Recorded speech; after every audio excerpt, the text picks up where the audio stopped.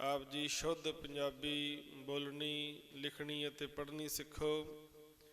ਗੁਰਬਾਣੀ ਸ਼ੁੱਧ ਉਚਾਰਨ ਸਿੱਖਿਆ ਪ੍ਰਾਪਤ ਕਰਕੇ ਬਾਣੀ ਨੂੰ ਸ਼ੁੱਧ ਰੂਪ ਵਿੱਚ ਪੜ੍ਹ ਕੇ ਸਤਿਗੁਰਾਂ ਦੀਆਂ ਖੁਸ਼ੀਆਂ ਪ੍ਰਾਪਤ ਕਰਨੀਆਂ ਹਨ। ਸੋ ਆਓ ਬੜੇ ਪ੍ਰੇਮ ਸਹਿਤ ਅੱਜ ਦੀ ਸ਼ਬਦ ਵਿਚਾਰ ਗਿਆਨੀ ਜੀ ਪਾਸੋਂ ਸਰਵਨ ਕਰੀਏ। ਵਾਹਿਗੁਰੂ ਜੀ ਕਾ ਖਾਲਸਾ, ਵਾਹਿਗੁਰੂ ਜੀ ਕੀ ਫਤਿਹ। ਧੰਨ ਵਾਹਿਗੁਰੂ ਸਾਹਿਬ ਜੀਓ। ਹਾਮੇ ਅੰਦਲੇ ਅੰਧ ਬਿਖੇ ਬਿਖਰਾਤੇ, ਕਿਉਂ ਚੱਲ ਹੈ ਗੁਰ ਚਾਲੀ। ਸਤਿਗੁਰ ਦਇਆ ਕਰੇ ਸੁਖ ਦਾਤਾ, ਹਮ ਲਾਵੈ ਆਪਨ ਪਾਲੀ। ਧੰਨ ਵਾਹਿਗੁਰੂ ਸਾਹਿਬ ਜੀਓ। ਸ਼ਲੋਕ। ਤਨ ਮਨ ਧਨ ਅਰਪਉ ਤਿਸੈ, ਪ੍ਰਭੂ ਮਿਲਾਵੈ ਮੋਹੇ। ਨਾਨਕ ਭ੍ਰਮ ਭਉ ਕਾਟੀਐ, ਚੁਕੈ ਜਮ ਕੀ ਜੋ। ਪੌੜੀ। ਤਤਾ ਤਾਸਿਉ ਪ੍ਰੀਤ ਕਰ, ਗੁਣ ਨਿਧ ਗੋਬਿੰਦ ਰਾਏ। ਫਲ ਪਾਵਹਿ ਮਨ ਬਾਛਤੇ, ਤਪਤ ਤੁਹਾਰੀ ਜਾਏ। ਤਰਾਸ ਮਿਟੈ ਜਮ ਪੰਥ ਕੀ, ਜਾਸ ਬਸੈ ਮਨ ਨਾਉ। ਗਤ ਪਾਵਹਿ ਮਤ ਹੋਏ ਪ੍ਰਗਾਸ, ਮਹਿਲੀ ਪਾਵਹਿ ਠਾਉ। ਤਾਹੂ ਸੰਗ ਨ ਧਨ ਚੱਲੈ, ਗ੍ਰਹਿ ਜੋਬਨ ਨ ਰਾਜ। ਸੰਤ ਸੰਗ ਸਿਮਰਤ ਰਹੋ, ਇਹ ਤੁਹਾਰੇ ਕਾਜ। ਤਾਤਾ ਕਛੂ ਨ ਹੋਈ ਹੈ, ਜੋ ਤਾਪ ਨਿਵਾਰੈ ਆਪ। ਪ੍ਰਤਪਾਲੈ ਨਾਨਕ ਹਮਹਿ, ਆਪੇ ਮਾਈ ਬਾਪ। ਤਾਤਾ ਕਛੂ ਨ ਹੋਈ ਹੈ, ਜੋ ਤਾਪ ਨਿਵਾਰੈ ਆਪ। ਪ੍ਰਤਪਾਲੈ ਨਾਨਕ ਹਮੈ, ਆਪੇ ਮਾਈ ਬਾਪ। ਵਾਹਿਗੁਰੂ ਜੀ ਕਾ ਖਾਲਸਾ, ਵਾਹਿਗੁਰੂ ਜੀ ਕੀ ਫਤਿਹ। ਜੁਗੋ ਜੋਗਿਆ ਟਲ। ਧੰਨ ਧੰਨ ਸਾਹਿਬ ਸ੍ਰੀ ਗੁਰੂ ਗ੍ਰੰਥ ਸਾਹਿਬ ਜੀ ਦੀ ਪਾਵਨ ਪਵਿੱਤਰ ਹਜ਼ੂਰੀ ਅੰਦਰ ਸੁਭਾਇਮਾਨ ਗੁਰੂ ਪਿਆਰੇ, ਗੁਰੂ ਸਵਾਰੇ, ਸਤ ਸੰਗੀ ਜਨੋ।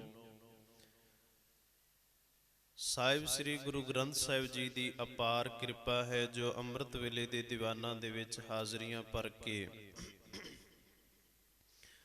ਆਪਣੇ ਜੀਵਨ ਦੀਆਂ ਘੜੀਆਂ ਨੂੰ ਸਫਲ ਕਰਨ ਦਾ ਯਤਨ ਪਏ ਕਰਦੇ ਹਾਂ। ਸਤਿਗੁਰੂ ਜੀ ਸਾਡੇ ਸਾਰਿਆਂ ਦੇ ਉੱਪਰ ਮਿਹਰ-ਆਮਦ ਭਰਿਆ ਹੱਥ ਰੱਖ ਕੇ ਸਾਨੂੰ ਚੜ੍ਹਦੀ ਕਲਾ ਦਾ ਜੀਵਨ, ਨਾਮ ਦੀਆਂ ਦਾਤਾਂ ਤੇ ਸਾਡੀਆਂ ਹਾਜ਼ਰੀਆਂ ਦਰ ਪ੍ਰਵਾਨ ਕਰਨ। ਅੱਜ ਦਾ ਜੋ ਪਾਵਨ ਪਵਿੱਤਰ ਸ਼ਬਦ, ਜੋ ਲੜੀਵਾਰ ਬਾਣੀ ਪਿਛਲੇ ਕਈ ਦਿਨਾਂ ਤੋਂ ਆਪਾਂ ਸਰਵਣ ਕਰਦੇ ਆ ਰਹੇ ਹਾਂ, ਗੌੜੀ 52 ਅੱਖਰੀ। 52 ਦਾ ਅਰਥ ਹੈ 52 ਤੇ ਅੱਖਰੀ ਦਾ ਅਰਥ ਹੈ 52 ਅੱਖਰ। 52 ਅੱਖਰੀ ਕਿਉਂ ਇਹਨੂੰ ਆਖਿਆ ਜਾਂਦਾ ਹੈ? ਕਿਉਂਕਿ ਊੜੇ ਅੜੇ ਦੇ ਅੱਖਰ ਜਿਹੜੇ ਨੇ ਉਹ 35 ਹਨ। 35 ਅੱਖਰ ਹਨ ਤੇ ਉਹਨਾਂ ਨੂੰ ਆਪਾਂ 35 ਵੀ ਕਹਿੰਦੇ ਆ, ਪਰ ਇਹ ਤਾਂ 52 ਅੱਖਰੀ ਹੈ। ਪਰ ਅਸੀਂ ਉਹ 35 ਅੱਖਰੀ ਦੇ ਵਿੱਚ ਬਿੰਦੀ ਵਾਲੇ ਸ਼ਬਦ, ਪੈਰ ਚਰਾਰੇ ਵਾਲੇ ਸ਼ਬਦ ਅਤੇ ਟਿੱਪੀ, ਅਦਕ, ਸਿਹਾਰੀ, ਕੰਨਾਂ ਦੁਲੈਂਕੜ ਇਹ ਨਹੀਂ ਗਿਣਦੇ। ਸੋ ਜਦੋਂ ਇਹਨਾਂ ਸਾਰਿਆਂ ਨੂੰ ਆਪਾਂ ਟੋਟਲ ਕਰਕੇ ਗਿਣਾਂਗੇ ਤੇ ਇਹ 52 ਬਣਨਗੇ। ਅੱਧਾ ਰਾਰਾ ਜਿਹੜਾ ਪੈਰ ਦੇ ਵਿੱਚ ਹੁੰਦਾ ਹੈ, ਪੈਰ ਦੇ ਵਿੱਚ ਬਿੰਦੀ ਹੁੰਦੀ ਕੋਈ ਅੱਖਰ ਦੇ, ਅਤੇ ਉੱਪਰ ਜਿਹੜੇ ਲਗਾ ਮਾਤਰਾ ਜਿਵੇਂ ਕਹਿ ਸਕਦੇ ਆਪਾਂ, ਉਹ ਟੋਟਲ ਬਣਾ ਕੇ ਇਹ 52 ਬਣਦੇ ਨੇ। ਤੇ ਇਹਦਾ ਮਤਲਬ ਇਹ 52 ਅੱਖਰੀ ਗੁਰੂ ਸਾਹਿਬ ਜੀ ਨੇ ਸਾਨੂੰ ਬਖਸ਼ਿਸ਼ ਕੀਤੀ ਹੈ। ਤੇ ਇਸ ਦੇ ਵਿੱਚ ਜਿਹੜਾ ਆਪਾਂ ਲੜੀਵਾਰ ਰੋਜ਼ਾਨਾ ਸ਼ਬਦ ਵਿਚਾਰ ਸਰਵਣ ਕਰਦੇ ਆ ਰਹੇ ਹਾਂ, ਅੱਜ ਦੀ ਜੋ ਪੌੜੀ ਹੈ 32 ਨੰਬਰ ਇਹ ਪੌੜੀ ਹੈ, ਔਰ 256 ਤੇ 57 ਅੰਗ ਤੇ ਸੁਭਾਇਮਾਨ ਹੈ। ਸਾਹਿਬ ਸ੍ਰੀ ਗੁਰੂ ਅਰਜਨ ਸਾਹਿਬ ਜੀ ਵੱਲੋਂ ਉਚਾਰਨ ਕੀਤੀ ਹੋਈ ਇਹ ਬਾਣੀ, ਇਸ ਦੇ ਵਿੱਚ ਅੱਜ ਸਤਿਗੁਰੂ ਜੀ ਸਾਨੂੰ ਤੱਤੇ ਅੱਖਰ ਦੇ ਰਾਹੀਂ ਕੀ ਸਮਝਾਉਣਾ ਚਾਹੁੰਦੇ ਨੇ ਤੇ ਕੀ ਸਾਨੂੰ ਇਸ ਸ਼ਬਦ ਦੇ ਵਿੱਚ ਦੱਸਦੇ ਨੇ। ਆਪਾਂ ਮਨ ਬਿਰਤੀਆਂ ਨੂੰ ਇਕਾਗਰ ਕਰਕੇ ਗੁਰੂ ਸਾਹਿਬ ਜੀ ਦੇ ਇਸ ਪਾਵਨ ਪਵਿੱਤਰ ਸ਼ਬਦ ਨੂੰ ਵਿਚਾਰਨਾ, ਸਰਵਣ ਕਰਨਾ ਹੈ ਕਿ ਸਾਨੂੰ ਇਸ 35 ਅੱਖਰੀ ਦੇ ਰਾਹੀਂ ਉਹਨਾਂ ਅੱਖਰਾਂ ਨੂੰ ਨਾਲ ਲੈ ਕੇ ਤੇ ਜਿਹੜੇ ਬਾਕੀ ਅੱਖਰ ਨੇ ਸਹਾਇਕ, ਉਹਨਾਂ ਨੂੰ ਨਾਲ ਸਾਥ ਲੈ ਕੇ ਗੁਰੂ ਸਾਹਿਬ ਜੀ ਸਾਨੂੰ ਕੀ ਸਮਝਾਉਣਾ ਚਾਹੁੰਦੇ ਨੇ। ਸਭ ਤੋਂ ਪਹਿਲੀ ਗੱਲ ਇਹ ਹੈ ਕਿ ਇਹਦੇ ਵਿੱਚ ਗੁਰੂ ਸਾਹਿਬ ਜੀ ਦਾ ਕੋਈ ਆਪਣਾ ਲਾਲਚ ਨਹੀਂ ਹੈ ਇਹਦੇ ਪਿੱਛੇ, ਕਿ ਜੇ ਇਹ ਸਾਰੀ ਬਾਣੀ ਸਾਨੂੰ ਦਿੱਤੀ ਹੈ ਤੇ ਇਹਦਾ ਕੋਈ ਕਾਰਨ ਹੋਏਗਾ ਵੀ ਸ਼ਾਇਦ ਗੁਰੂ ਅਰਜਨ ਸਾਹਿਬ ਜੀ ਨੂੰ ਬਹੁਤ ਵੱਡਾ ਇਹਦੇ ਲਈ ਧਨ ਮਿਲਦਾ ਹੈ।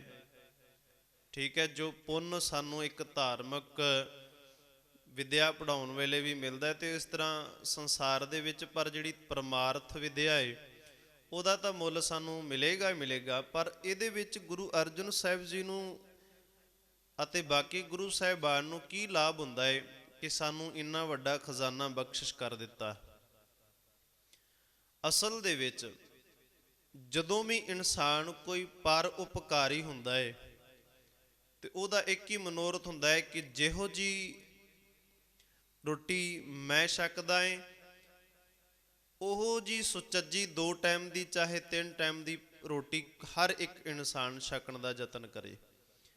ਪਰਉਪਕਾਰੀ ਜੀਵਨ ਦਾ ਮਤਲਬ ਹੀ ਇਹ ਹੈ ਕਿ ਉਹ ਮਨੁੱਖ ਹਮੇਸ਼ਾ ਦੂਸਰੇ ਦੇ ਦੁੱਖੜੇ ਨੂੰ ਆਪਣਾ ਦੁੱਖੜਾ ਜਾਣ ਕੇ ਤੇ ਉਸ ਦੇ ਦੁੱਖ ਦੇ ਵਿੱਚ ਸ਼ਮੂਲੀਅਤ ਕਰਦਾ ਹੈ। ਆਪਣਾ ਦੁੱਖੜਾ ਜਾਣ ਕੇ ਉਸ ਨੂੰ ਪਰਉਪਕਾਰੀ ਆਖਿਆ ਜਾਂਦਾ ਹੈ। ਕਿ ਜੇ ਬੰਦਾ ਕੋਈ ਦੁਖੀ ਹੈ ਤੇ ਉਸ ਇਨਸਾਨ ਨੂੰ ਪੁੱਛਦਾ ਹੈ ਵੀ ਤੈਨੂੰ ਦੁੱਖ ਕਿਸ ਗੱਲ ਦਾ ਹੈ, ਤੂੰ ਦੁਖੀ ਕਿਉਂ ਹੋ ਰਿਹਾ ਹੈ, ਤੇ ਜੇ ਉਹ ਕਵੇ ਕਿ ਭਾਈ ਮੈਂ ਕੁਝ ਦਿਨਾਂ ਤੋਂ ਮੈਂ ਪ੍ਰਸ਼ਾਦਾ ਨਹੀਂ ਛਕਿਆ ਜਾਂ ਮੇਰੇ ਪਰਿਵਾਰ ਨੇ ਪ੍ਰਸ਼ਾਦਾ ਨਹੀਂ ਛਕਿਆ, ਤੇ ਉਹ ਪਰਉਪਕਾਰੀ ਕੀ ਕਰਦਾ ਹੈ, ਆਪ ਉਹਦੇ ਘਰ ਦੇ ਵਿੱਚ ਭੋਜਨ ਰਸ ਜਾਂ ਛੱਡ ਕੇ ਆਉਂਦਾ ਹੈ। ਤੇ ਇਵੇਂ ਹੀ ਧਾਰਮਿਕ ਦੁਨੀਆ ਦੇ ਵਿੱਚ ਲੋਕ ਤਪਦੇ ਪਏ ਸਨ। ਲੋਕ ਅੰਦਰੋਂ ਅੰਦਰੀ ਇੱਕ ਦੂਜੇ ਨਾਲ ਈਰਖਾ ਦੇ ਭਾਂਬੜ ਬਾਲੀ ਬੈਠੇ ਸਨ। ਅੰਦਰੋਂ ਅੰਦਰੀ ਇੱਕ ਦੂਜੇ ਨੂੰ ਮਾੜਾ ਕਹਿ ਰਹੇ ਸਨ। ਕੋਈ ਜਾਤ ਦਾ ਮਾਣ ਕਰਦਾ ਸੀ, ਕੋਈ ਅਭਿਮਾਨ ਕਰਦਾ ਸੀ। ਕਿਸੇ ਨੇ ਧਨ ਪਦਾਰਥ ਇੰਨਾ ਜੋੜ ਲਿਆ ਕਿ ਲੋਕਾਂ ਨੂੰ ਦਰਸਾਉਣ ਵਾਸਤੇ ਆਪਣੇ ਘਰ ਦੇ ਉੱਪਰ ਝੰਡੇ ਝੂਲਦੇ ਲਾ ਦਿੱਤੇ ਕਿ ਮੇਰੇ ਕੋਲ ਇੰਨੇ ਝੰਡੇ ਮੇਰੇ ਘਰ ਦੇ ਉੱਪਰ ਲੱਗੇ ਨੇ, ਲੋਕਾਂ ਨੂੰ ਪਤਾ ਲੱਗੇ ਕਿ ਇਹਦੇ ਘਰ ਦੇ ਵਿੱਚ ਇੰਨੇ ਰੁਪਈਏ ਨੇ, ਇੰਨੇ ਲੱਖ ਰੁਪਈਆ ਹੈ। ਪਰ ਇੱਕ ਪਾਸੇ ਇੱਕ ਇਨਸਾਨ ਜਿਹੜਾ ਰੋਟੀ ਤੋਂ ਆਦਰ ਹੋਇਆ ਬੈਠਾ ਹੈ, ਜਿਹਨੂੰ ਰੋਟੀ ਨਹੀਂ ਮਿਲਦੀ, ਭੋਜਨ ਨਹੀਂ ਮਿਲਦਾ, ਤੇ ਇੱਕ ਝੰਡੇ ਝੁਲਾ ਕੇ ਦੱਸ ਰਿਹਾ ਹੈ ਕਿ ਮੇਰੇ ਕੋਲ ਇੰਨਾ ਧਨ ਹੈ, ਇੰਨੇ ਪਦਾਰਥ ਨੇ, ਇੰਨੀ ਮੇਰੇ ਕੋਲ ਮਾਇਆ ਹੈ। ਸੋ ਉਹਨਾਂ ਸਾਰਿਆਂ ਨੂੰ ਬਰਾਬਰਤਾ ਦੇਣ ਵਾਸਤੇ ਗੁਰੂ ਸਾਹਿਬ ਜੀ ਨੇ ਇਹ ਸਾਨੂੰ ਬਾਣੀ ਦੀ ਬਖਸ਼ਿਸ਼ ਕੀਤੀ ਕਿ ਜਿਸ ਬਾਣੀ ਨੂੰ ਪੜ੍ਹ ਕੇ ਮਨੁੱਖ ਦੇ ਅੰਦਰ ਦੀ ਜਿਹੜੀ ਤਪਸ਼ ਹੈ ਉਹ ਖਤਮ ਹੋ ਜਾਵੇ, ਅੰਦਰ ਦੀ ਜਿਹੜੀ ਆ ਹਿਰਦਾ ਤਪਦਾ ਪਿਆ ਨਾ ਉਹ ਖਤਮ ਹੋ ਜਾਵੇ। ਤੇ ਜਦੋਂ ਉਸ ਪਰਉਪਕਾਰ ਨੂੰ ਕਰਨ ਵਾਸਤੇ ਗੁਰੂ ਸਾਹਿਬ ਜੀ ਨੇ ਧੁਰ ਕੀ ਬਾਣੀ ਨੂੰ ਸਾਡੇ ਸਾਹਮਣੇ ਲੈ ਕੇ ਆਂਦਾ ਅੱਖਰਾਂ ਦੇ ਵਿੱਚ, ਤੇ ਉਹਨਾਂ ਅੱਖਰਾਂ ਦੇ ਰਾਹੀਂ ਫਿਰ, ਕਿਉਂਕਿ ਜਿਹੜੀ ਬਾਣੀ ਹੈ ਉਹ ਅਸੀਂ ਅੱਖਰਾਂ ਰਾਹੀਂ ਗਾ ਸਕਦੇ ਆ ਨਾ, ਇਸ ਕਰਕੇ ਸੰਸਾਰ ਦੇ ਵਿੱਚ ਜਿਹੜੇ ਅੱਖਰ ਸਨ, ਜਿਨ੍ਹਾਂ ਅੱਖਰਾਂ ਦਾ ਸੰਸਾਰ ਦੇ ਵਿੱਚ ਪੜ੍ਹ ਕੇ ਮਨੁੱਖ ਵਿਦਿਆ ਪ੍ਰਾਪਤ ਕਰਦਾ ਸੀ, ਉਹਨਾਂ ਅੱਖਰਾਂ ਦੇ ਰਾਹੀਂ ਸਾਨੂੰ ਗੁਰੂ ਅਰਜਨ ਸਾਹਿਬ ਜੀ ਨੇ ਸਮਝਾਇਆ। ਤੇ ਕਿਤੇ ਗੁਰੂ ਨਾਨਕ ਸਾਹਿਬ ਜੀ ਨੇ ਪੱਟੀ ਲਿਖ ਦਿੱਤੀ। ਪੱਟੀ ਦਾ ਅਰਥ ਹੁੰਦਾ ਜਿਸ ਪੱਟੀ ਦੇ ਉੱਪਰ, ਫੱਟੀ ਦੇ ਉੱਪਰ ਅਸੀਂ ਪਹਿਲਾਂ ਪੜ੍ਹਦੇ ਸੀ ਕਲਮ ਤੇ ਦਵਾਤ ਲੈ ਕੇ, ਸੋ ਉਸ ਪੱਟੀ ਨੂੰ ਲਿਖਿਆ। ਉਸ ਤੋਂ ਬਾਅਦ ਗੁਰੂ ਸਾਹਿਬਾਨਾਂ ਨੇ ਸਾਨੂੰ ਕਿਵੇਂ ਨਾ ਕਿਵੇਂ ਕਰਕੇ ਮਹੀਨੇ ਵਾਰ ਦਿੱਤੇ। ਆ ਜਿਹੜੇ ਆਪਾਂ ਪਿੱਛੇ ਪੜ੍ਹ ਕੇ ਆਏ ਨਾ 12 ਮਹੀਨੇ ਦਿੱਤੇ, ਕਿ ਸ਼ਾਇਦ ਮਹੀਨਿਆਂ ਦੇ ਰਾਹੀਂ ਹੀ ਮਨੁੱਖ ਸਮਝ ਆਵੇ ਕਿ ਚੇਤ ਗੋਵਿੰਦ ਅਰਾਧੀਏ ਹੋਵੇ ਆਨੰਦ ਕਣਾ, ਕਿ ਚੇਤ ਮਹੀਨੇ ਦੇ ਰਾਹੀਂ ਗੋਬਿੰਦ ਦੀ ਆਰਾਧਨਾ ਕਰੀਏ ਤੇ ਆਨੰਦ ਬਹੁਤਾ ਵੱਧ ਜਾਂਦਾ ਹੈ। ਤੇ ਕਹਿੰਦੇ ਫਿਰ ਜਿਵੇਂ ਆ ਮਹੀਨਾ ਚੱਲ ਰਿਹਾ ਫੱਗਣ ਦਾ, ਕਹਿੰਦੇ ਫਲਗੁਣ ਆਨੰਦ ਉਪਾਰਜਨ ਹਰ ਸੱਜਣ ਪ੍ਰਗਟੇ ਆਏ, ਸੱਜਣ ਹਿਰਦੇ ਦੇ ਵਿੱਚ ਪ੍ਰਗਟ ਹੋ ਗਿਆ।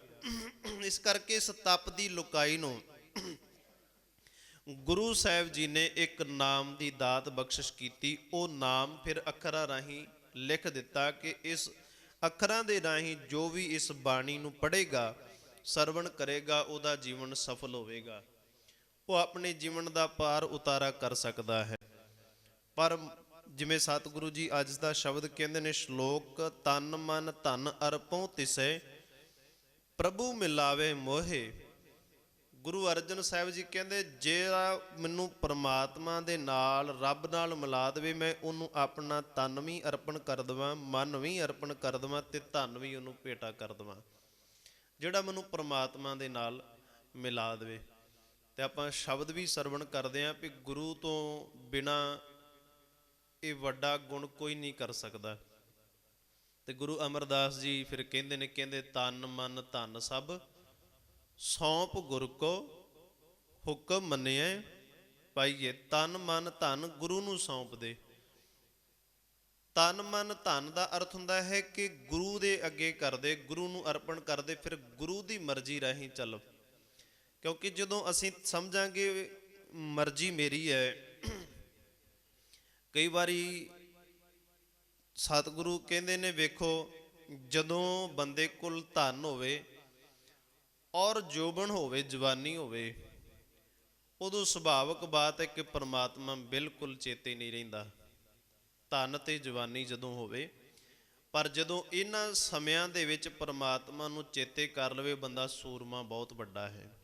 ਜਿਨੇ ਇੰਨੇ ਸਰੀਰਕ ਬਲ ਹੋਣ ਦੇ ਬਾਵਜੂਦ, ਇੰਨਾ ਧਨ ਹੋਣ ਦੇ ਬਾਵਜੂਦ ਵੀ ਪਰਮਾਤਮਾ ਨੂੰ ਚੇਤੇ ਦੇ ਵਿੱਚ ਰੱਖਿਆ, ਧਿਆਨ ਦੇ ਵਿੱਚ ਰੱਖਿਆ, ਅਕਾਲ ਪੁਰਖ ਪਰਮਾਤਮਾ ਨੂੰ ਹਿਰਦੇ ਦੇ ਵਿੱਚ ਟਿਕਾ ਕੇ ਰੱਖਿਆ। ਤੇ ਕਹਿੰਦੇ ਫਿਰ ਜਦੋਂ ਗੁਰੂ ਸਾਹਿਬ ਜੀ ਦੀ ਮਰਜ਼ੀ ਅਨੁਸਾਰ ਅਸੀਂ ਚੱਲਾਂਗੇ, ਵੀ ਤਨ ਵੀ ਪਰਮਾਤਮਾ ਦੇ ਅੱਗੇ ਅਰਪਣ ਕੇ ਭੇਟਾ ਦੇ ਤੌਰ ਤੇ ਰੱਖ ਦਿੱਤਾ, ਮਨ ਵੀ ਗੁਰੂ ਸਾਹਿਬ ਜੀ ਦੇ ਅੱਗੇ ਭੇਟਾ ਦੇ ਤੌਰ ਤੇ ਰੱਖ ਦਿੱਤਾ, ਧਨ ਵੀ ਗੁਰੂ ਦਾ ਹੈ। ਇਸ ਦਾ ਮਤਲਬ ਇਹ ਹੈ ਕਿ ਜੇ ਧਨ ਸਾਡੇ ਕੋਲ ਹੈ, ਇਹ ਵੀ ਰੱਬ ਦਾ ਦਿੱਤਾ ਹੈ, ਪਰਮਾਤਮਾ ਦਾ ਦਿੱਤਾ ਹੈ, ਗੁਰੂ ਦਾ ਦਿੱਤਾ ਹੋਇਆ ਹੈ।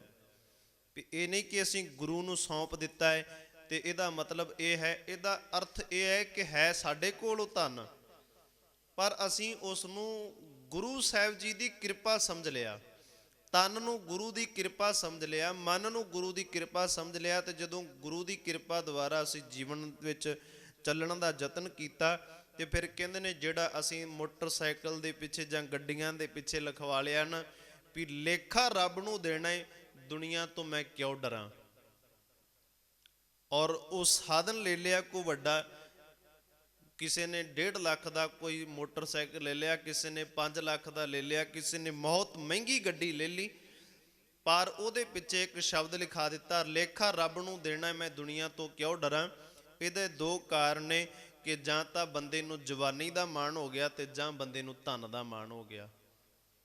ਕਿਉਂਕਿ ਜੋ ਸਾਧਨ ਲਿਆ ਅਸੀਂ ਉਹ ਸਾਡੀ ਜ਼ਰੂਰਤ ਹੈ, ਜੋ ਅਸੀਂ ਸਾਧਨ ਲਿਆ ਉਹ ਸਾਡੀ ਜ਼ਰੂਰਤ ਹੈ, ਤੇ ਜੇ ਜ਼ਰੂਰਤ ਤੋਂ ਵੱਧ ਕੇ ਅਸੀਂ ਲਿਆ ਹੈ ਤੇ ਉਹਦੇ ਵਿੱਚ ਜੇ ਸਾਡਾ ਕੋਈ ਲੋਕ ਵਿਖਾਵਾ ਹੈ, ਕੁਝ ਵਿਖਾਵਾਪਣ ਹੈ, ਤੇ ਇਹਦਾ ਮਤਲਬ ਇਹ ਹੈ ਕਿ ਬੰਦੇ ਨੂੰ ਜਾਂ ਆਪਣੇ ਧਨ ਦਾ ਮਾਣ ਹੈ ਤੇ ਜਾਂ ਕਿਸੇ ਆਪਣੇ ਬਲ ਦੇ ਉੱਪਰ, ਆਪਣੇ ਅਹੁਦੇ ਦੇ ਉੱਪਰ ਇੰਨਾ ਅਹੰਕਾਰ ਮਾਣ ਕਰ ਬੈਠਾ ਕਿ ਉਹ ਪ੍ਰਮਾਤਮਾ ਨੂੰ ਵਿਸਾਰ ਕੇ ਧਨ ਦੇ ਨਾਲ ਜੁੜ ਗਿਆ, ਜਿਹਦੇ ਕਰਕੇ ਉਹਨੂੰ ਸੰਸਾਰ ਦੇ ਬਾਕੀ ਜੀਵ ਜਿਹੜੇ ਨੇ ਉਹ ਆਪਣੇ ਵੈਰੀ ਦਿਸਣ ਲੱਗ ਪਏ, ਆਪਣੇ ਵੈਰੀ ਦਿਸਣ ਲੱਗ ਪਏ, ਜਿਸ ਕਰਕੇ ਉਹਨੇ ਗਲਤ ਮਲਤ ਲੈਣਾ ਜਿਹੜੀਆਂ ਨੇ ਉਹ ਆਪਣੇ ਸਾਧਨਾਂ ਦੇ ਪਿੱਛੇ ਲਿਖਾਉਣੀਆਂ ਆਰੰਭ ਕਰ ਦਿੱਤੀਆਂ, ਆਪਣੇ ਘਰ ਦੇ ਬਾਹਰ ਲਿਖਾਉਣੀਆਂ ਆਰੰਭ ਕਰ ਦਿੱਤੀਆਂ, ਕਿ ਲੋਕਾਂ ਨੂੰ ਇੰਨਾ ਮਾੜਾ ਸਮਝਣ ਲੱਗ ਪਿਆ ਕਿ ਲੋਕਾਂ ਦੀ ਜਿਹੜੀ ਨਜ਼ਰ ਹੈ, ਸੰਸਾਰ ਦੀ ਜਿਹੜੀ ਨਿਗਾਹ ਹੈ, ਉਹ ਇੱਕ ਚੱਪਲ ਦੇ ਬਰਾਬਰ ਰੱਖ ਦਿੱਤੀ, ਕਿ ਘਰ ਦੇ ਬਾਹਰ ਚੱਪਲ ਟੰਗ ਦਿੱਤੀ, ਕਿਸੇ ਇਨਸਾਨ ਦੀ ਨਜ਼ਰ ਨਾ ਪੈ ਜਾਵੇ।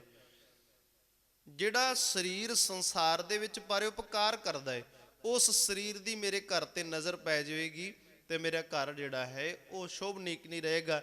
ਜਾਂ ਆਪਣੇ ਘਰ ਦੇ ਉੱਪਰ ਇੱਕ ਕਾਲਾ ਜਿਹੜਾ ਹੈ ਉਹ ਨਜ਼ਰ ਵੱਟੂ ਟੰਗ ਲਿਆ ਕਿ ਮੇਰੇ ਘਰ ਨੂੰ ਨਜ਼ਰ ਨਾ ਲੱਗ ਜੇ, ਜਿਹੜਾ ਇਨਸਾਨ ਸਰਬੱਤ ਦਾ ਭਲਾ ਮੰਗਦਾ ਹੈ ਉਹਦੀ ਨਜ਼ਰ ਨਾ ਪੈ ਜੇ, ਇੱਕ ਕਾਲਾ ਨਜ਼ਰ ਵੱਟੂ ਉਸ ਬੰਦੇ ਦੀ ਅਗਵਾਈ ਕਰਦਾ ਪਿਆ ਹੈ, ਕਿ ਉਸ ਬੰਦੇ ਦੀ ਨਜ਼ਰ ਕੱਟਦਾ ਪਿਆ ਹੈ।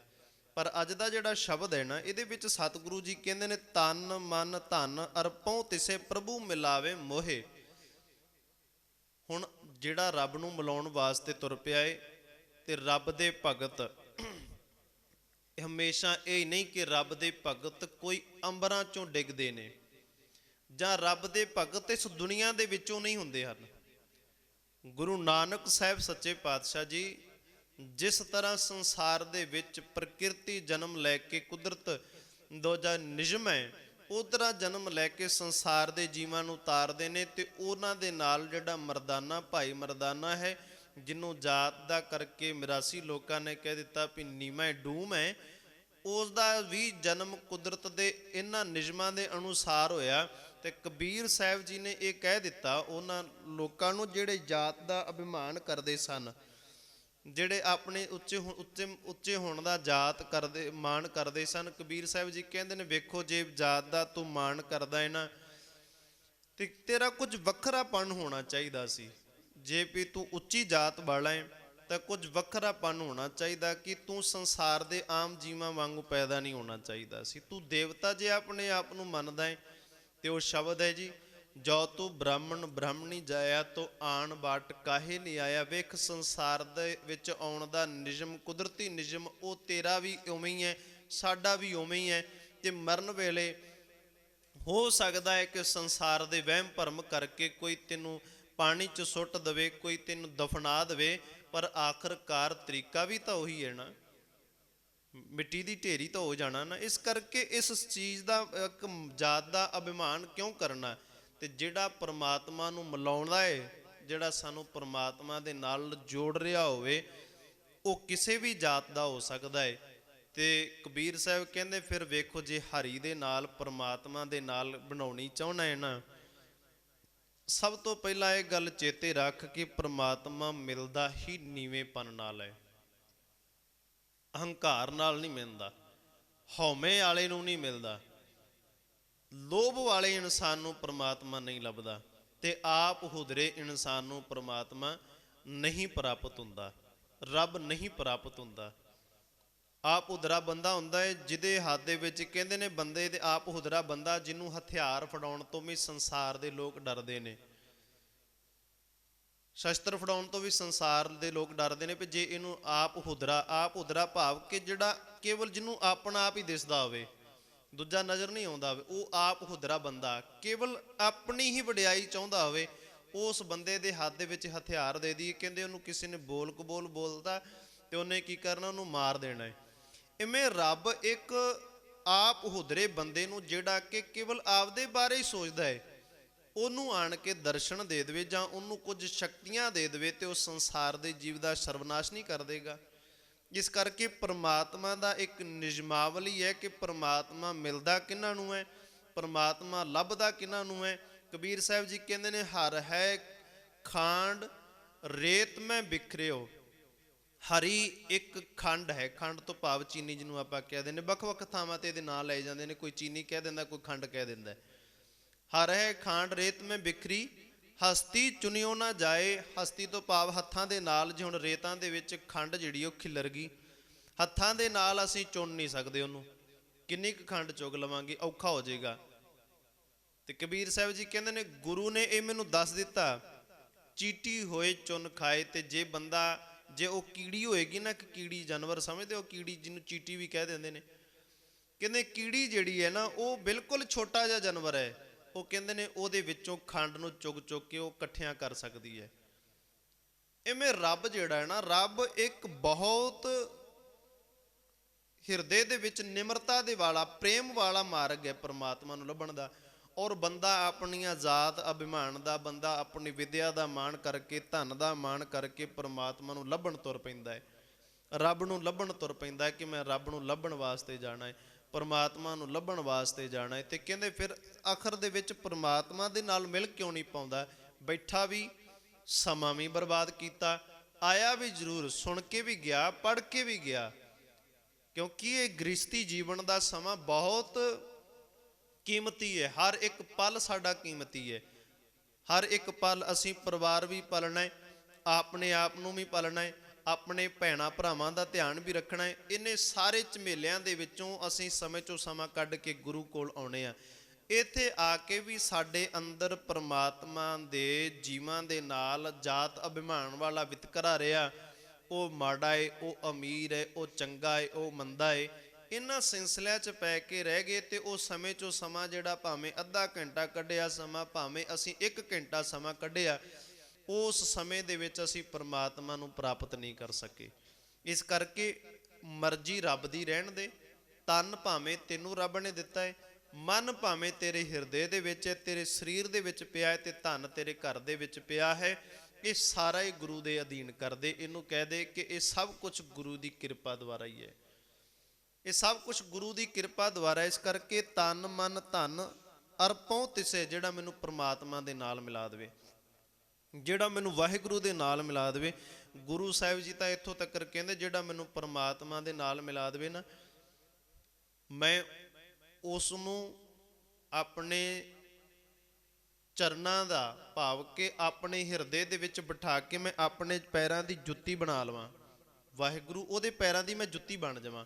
ਜਿਹੜਾ ਮੈਨੂੰ ਪਰਮਾਤਮਾ ਦੇ ਨਾਲ ਜੋੜ ਦੇਵੇ, ਜਿਹੜਾ ਮੈਨੂੰ ਵਾਹਿਗੁਰੂ ਦੇ ਨਾਲ ਜੋੜ ਦੇਵੇ। ਇੰਨੀ ਨਿਮਰਤਾ ਕਿਉਂ? ਜਦੋਂ ਸਾਹਿਬ ਸ੍ਰੀ ਗੁਰੂ ਹਰਗੋਬਿੰਦ ਸਾਹਿਬ ਜੀ 6ਵੇਂ ਪਾਤਸ਼ਾਹ, ਜਿਨ੍ਹਾਂ ਨੂੰ ਬੈਠਾ ਪੀਰ ਗੁਰ ਭਾਰੀ ਕਹਿੰਦੇ ਨੇ, ਛਠਮ ਪੀਰ ਬੈਠਾ ਗੁਰ ਭਾਰੀ ਕਹਿੰਦੇ ਨੇ, ਉਹਨਾਂ ਨੇ 2 ਕਿਰਪਾਨਾਂ ਪਹਿਨੀਆਂ ਨੇ, ਇਤਿਹਾਸ ਦੇ ਵਿੱਚ ਜ਼ਿਕਰ ਹੈ 2 ਕਿਰਪਾਨਾਂ ਪਹਿਨੀਆਂ ਨੇ, ਇੱਕ ਮੀਰੀ ਤੇ ਇੱਕ ਪੀਰੀ। ਮੀਰੀ ਦਾ ਅਰਥ ਹੁੰਦਾ ਹੈ ਬਾਦਸ਼ਾਹਤ, ਤੇ ਪੀਰੀ ਦਾ ਅਰਥ ਹੈ ਨਿਮਰਤਾ, ਭਾਵ ਕਿ ਪਰਮਾਤਮਾ ਨੂੰ ਬੰਦਗੀ ਕਰਨ ਵਾਲਾ, ਰੱਬ ਦਾ ਉਹ ਰੂਪ। ਔਰ ਉਹਨਾਂ ਨੇ ਜੰਗਾਂ ਵੀ ਲੜੀਆਂ। ਕਹਿੰਦੇ ਅਚਾਨਕ ਜੰਗ ਲੜਦਿਆਂ ਲੜਦਿਆਂ ਇੱਕ ਦਿਨ ਨਾ ਉਹਨਾਂ ਦੀ ਤਲਵਾਰ, ਕਿਉਂਕਿ ਸ਼ਸਤਰ ਹੈ, ਉਹ ਸ਼ਸਤਰ ਤੇ ਕੁਝ ਭਿਆਨਕ ਸੱਟ ਲੱਗੇਗੀ, ਉਹ ਟੁੱਟੇਗਾ ਵੀ, ਵਿੰਗਾ ਵੀ ਹੋਏਗਾ, ਕੁਝ ਵੀ ਹੋ ਸਕਦਾ ਹੈ। ਤੇ ਕਹਿੰਦੇ ਉਹ ਸ਼ਸਤਰ ਦੇ ਉੱਪਰ ਸੱਟ ਲੱਗੀ, ਤੇ ਜਦੋਂ ਸੱਟ ਲੱਗਣ ਦੇ ਕਾਰਨ ਉਹ ਸ਼ਸਤਰ ਵਿੰਗਾ ਹੋ ਗਿਆ, ਟੇਢਾ ਹੋ ਗਿਆ। ਤੇ ਗੁਰੂ ਹਰਗੋਬਿੰਦ ਸਾਹਿਬ ਜੀ ਦੀ ਨਿਮਰਤਾ ਵੇਖੋ, ਉਹਨਾਂ ਨੇ ਪੀਰੀ ਦੀ ਤਲਵਾਰ ਦੇ ਨਾਲ ਜੰਗ ਨਹੀਂ ਲੜਿਆ। ਪੀਰੀ ਦੀ ਤਲਵਾਰ ਭਾਵ ਕਿ ਜਿਹੜੀ ਸਰਬੱਤ ਦਾ ਭਲਾ ਮੰਗਦੀ ਏ, ਉਹਦੇ ਨਾਲ ਜੰਗ ਨਹੀਂ ਲੜਿਆ। ਜਿਹੜੀ ਬਾਦਸ਼ਾਹਾਂ ਵਾਲੀ ਪੀਰੀ ਦੀ ਜਿਹੜੀ ਤਲਵਾਰ ਹੈ, ਉਹਦੇ ਨਾਲ ਜੰਗ ਕੀਤਾ। ਪਰ ਜਦੋਂ ਉਹ ਮੀਰੀ ਦੀ ਤਲਵਾਰ ਖੁੰਡੀ ਹੋ ਗਈ, ਤੇ ਜਿਹੜੀ ਉਹਨਾਂ ਦੇ ਅੰਦਰ ਨਿਮਰਤਾ ਵਾਲੀ ਗੁਰੂ ਨਾਨਕ ਸਾਹਿਬ ਜੀ ਗੁਰਗੱਦੀ ਵਾਲੀ ਜਿਹੜੀ ਉਹਨਾਂ ਨੇ ਤਲਵਾਰ ਧਾਰਨ ਕੀਤੀ ਸੀ, ਨਿਮਰਤਾ ਵਾਲੀ, ਉਹਦੇ ਨਾਲ ਜੰਗ ਨਹੀਂ ਲੜਿਆ। ਇਹਦਾ ਭਾਵ ਕਿ ਜਿਹੜੀ ਪੀਰੀ ਹੈ ਉਹਨੂੰ ਬੜਾ ਸੰਭਾਲ ਕੇ ਚੱਲਣਾ ਪੈਂਦਾ ਹੈ, ਬੜਾ ਸੋਝੀ ਦੇ ਨਾਲ ਚੱਲਣਾ ਪੈਂਦਾ ਹੈ। ਤੇ ਇਸ ਕਰਕੇ ਕਹਿੰਦੇ ਨੇ ਵੇਖੋ, ਇਹ ਜੇ ਬੰਦਾ ਇਸ ਨੂੰ ਖਤਮ ਕਰ ਦੇਵੇ ਨਾ, ਆਪਣੇ ਜਾਤ ਅਭਿਮਾਨ ਨੂੰ, ਕਬੀਰ ਸਾਹਿਬ ਕਹਿੰਦੇ ਨੇ, ਕਬੀਰ ਹਰਦੀ ਪਿਆਰੀ ਚੂਨਾ ਉਜਲ ਪਾਏ। ਹਰਦੀ ਦਾ ਅਰਥ ਹੈ ਹਲਦੀ, ਹਰਦੀ ਦਾ ਰੰਗ ਜਿਹੜਾ ਉਹ ਪੀਲਾ ਹੁੰਦਾ ਹੈ, ਚੂਨੇ ਤੋਂ ਭਾਵ ਹੈ ਆਟਾ, ਆਟੇ ਦਾ ਰੰਗ ਜਿਹੜਾ ਉਹ ਚਿੱਟਾ ਹੈ ਮੰਨਿਆ ਗਿਆ ਹੈ, ਤੇ ਹੁੰਦਾ ਵੀ ਆਪਣੇ ਸਾਹਮਣੇ ਹੀ ਹੈ। ਕਬੀਰ ਹਰਦੀ ਪਿਆਰੀ ਚੂਨਾ ਉਜਲ ਪਾਏ, ਰਾਮ ਸਨੇਹੀ ਤਉ ਮਿਲੇ ਜਾ ਦੋਨੋਂ ਵਰਨ ਗਵਾਏ। ਦੋਨੋਂ ਵਰਨ ਗਵਾਏ। ਕਹਿੰਦੇ ਰਾਮ ਦੇ ਨਾਲ, ਪਰਮਾਤਮਾ ਦੇ ਨਾਲ ਉਹਨਾਂ ਦਾ ਆਪ ਸਮੇਂ ਮਿਲਾਪ ਤਾਂ ਹੀ ਹੋ ਸਕਦਾ ਨਾ। ਫਿਰ ਉਹ ਕਹਿੰਦੇ ਨੇ ਕਬੀਰ ਹਰਦੀ ਪੀ ਰਤਨ ਹਰੇ, ਜਦੋਂ ਆਟੇ ਨੂੰ ਤੇ ਹਲਦੀ ਨੂੰ ਦੋਵਾਂ ਨੂੰ ਇਕੱਠਿਆਂ ਗੁੰਨ ਦਿੱਤਾ ਜਾਂਦਾ ਹੈ, ਮਿਲਾ ਦਿੱਤਾ ਜਾਂਦਾ ਹੈ। ਹਰਦੀ ਪੀ ਰਤਨ ਹਰੇ, ਹਲਦੀ ਜਿਹੜੀ ਪੀਲੀ ਆਪਣਾ ਪੀਲਾਪਨ ਛੱਡ ਦਿੰਦੀ ਹੈ, ਤੇ ਕਹਿੰਦੇ ਨੇ ਚੂਨਾ ਜਿਹੜਾ ਹੈ ਉਹ ਆਪਣਾ ਉਜਲਾਪਨ ਛੱਡ ਦਿੰਦਾ ਹੈ, ਆਟਾ। ਤੇ ਕਹਿੰਦੇ ਨੇ ਫਿਰ ਬਲਿਹਾਰੀ ਇਸ ਪ੍ਰੀਤ ਕੋ ਜਿਹ ਜਾਤ ਬਰਨ ਕੁਲ ਜਾਏ, ਨਾ ਤਾਂ ਹਲਦੀ ਨੇ ਆਪਣਾ ਪੀਲਾਪਨ ਰੱਖਿਆ ਤੇ ਨਾ ਆਟੇ ਨੇ ਆਪਣਾ ਉਜਲਾਪਨ ਰੱਖਿਆ। ਕਹਿੰਦੇ ਨੇ ਇਹ ਪ੍ਰੀਤ ਇਹੋ ਜੀ ਬਣ ਗਈ, ਦੋਨਾਂ ਨੇ ਆਪਣੀ ਜਾਤ ਬਰਨ ਗਵਾ ਦਿੱਤੀ। ਆਟਾ ਚਿੱਟਾ ਨਾ ਰਿਹਾ, ਹਲਦੀ ਪੀਲੀ ਨਾ ਰਹੀ, ਦੋਨਾਂ ਦਾ ਰੰਗ ਜਿਹੜਾ ਹੈ ਉਹ ਇੱਕ ਵੱਖਰੇ ਤਰ੍ਹਾਂ ਦਾ ਬਣ ਗਿਆ।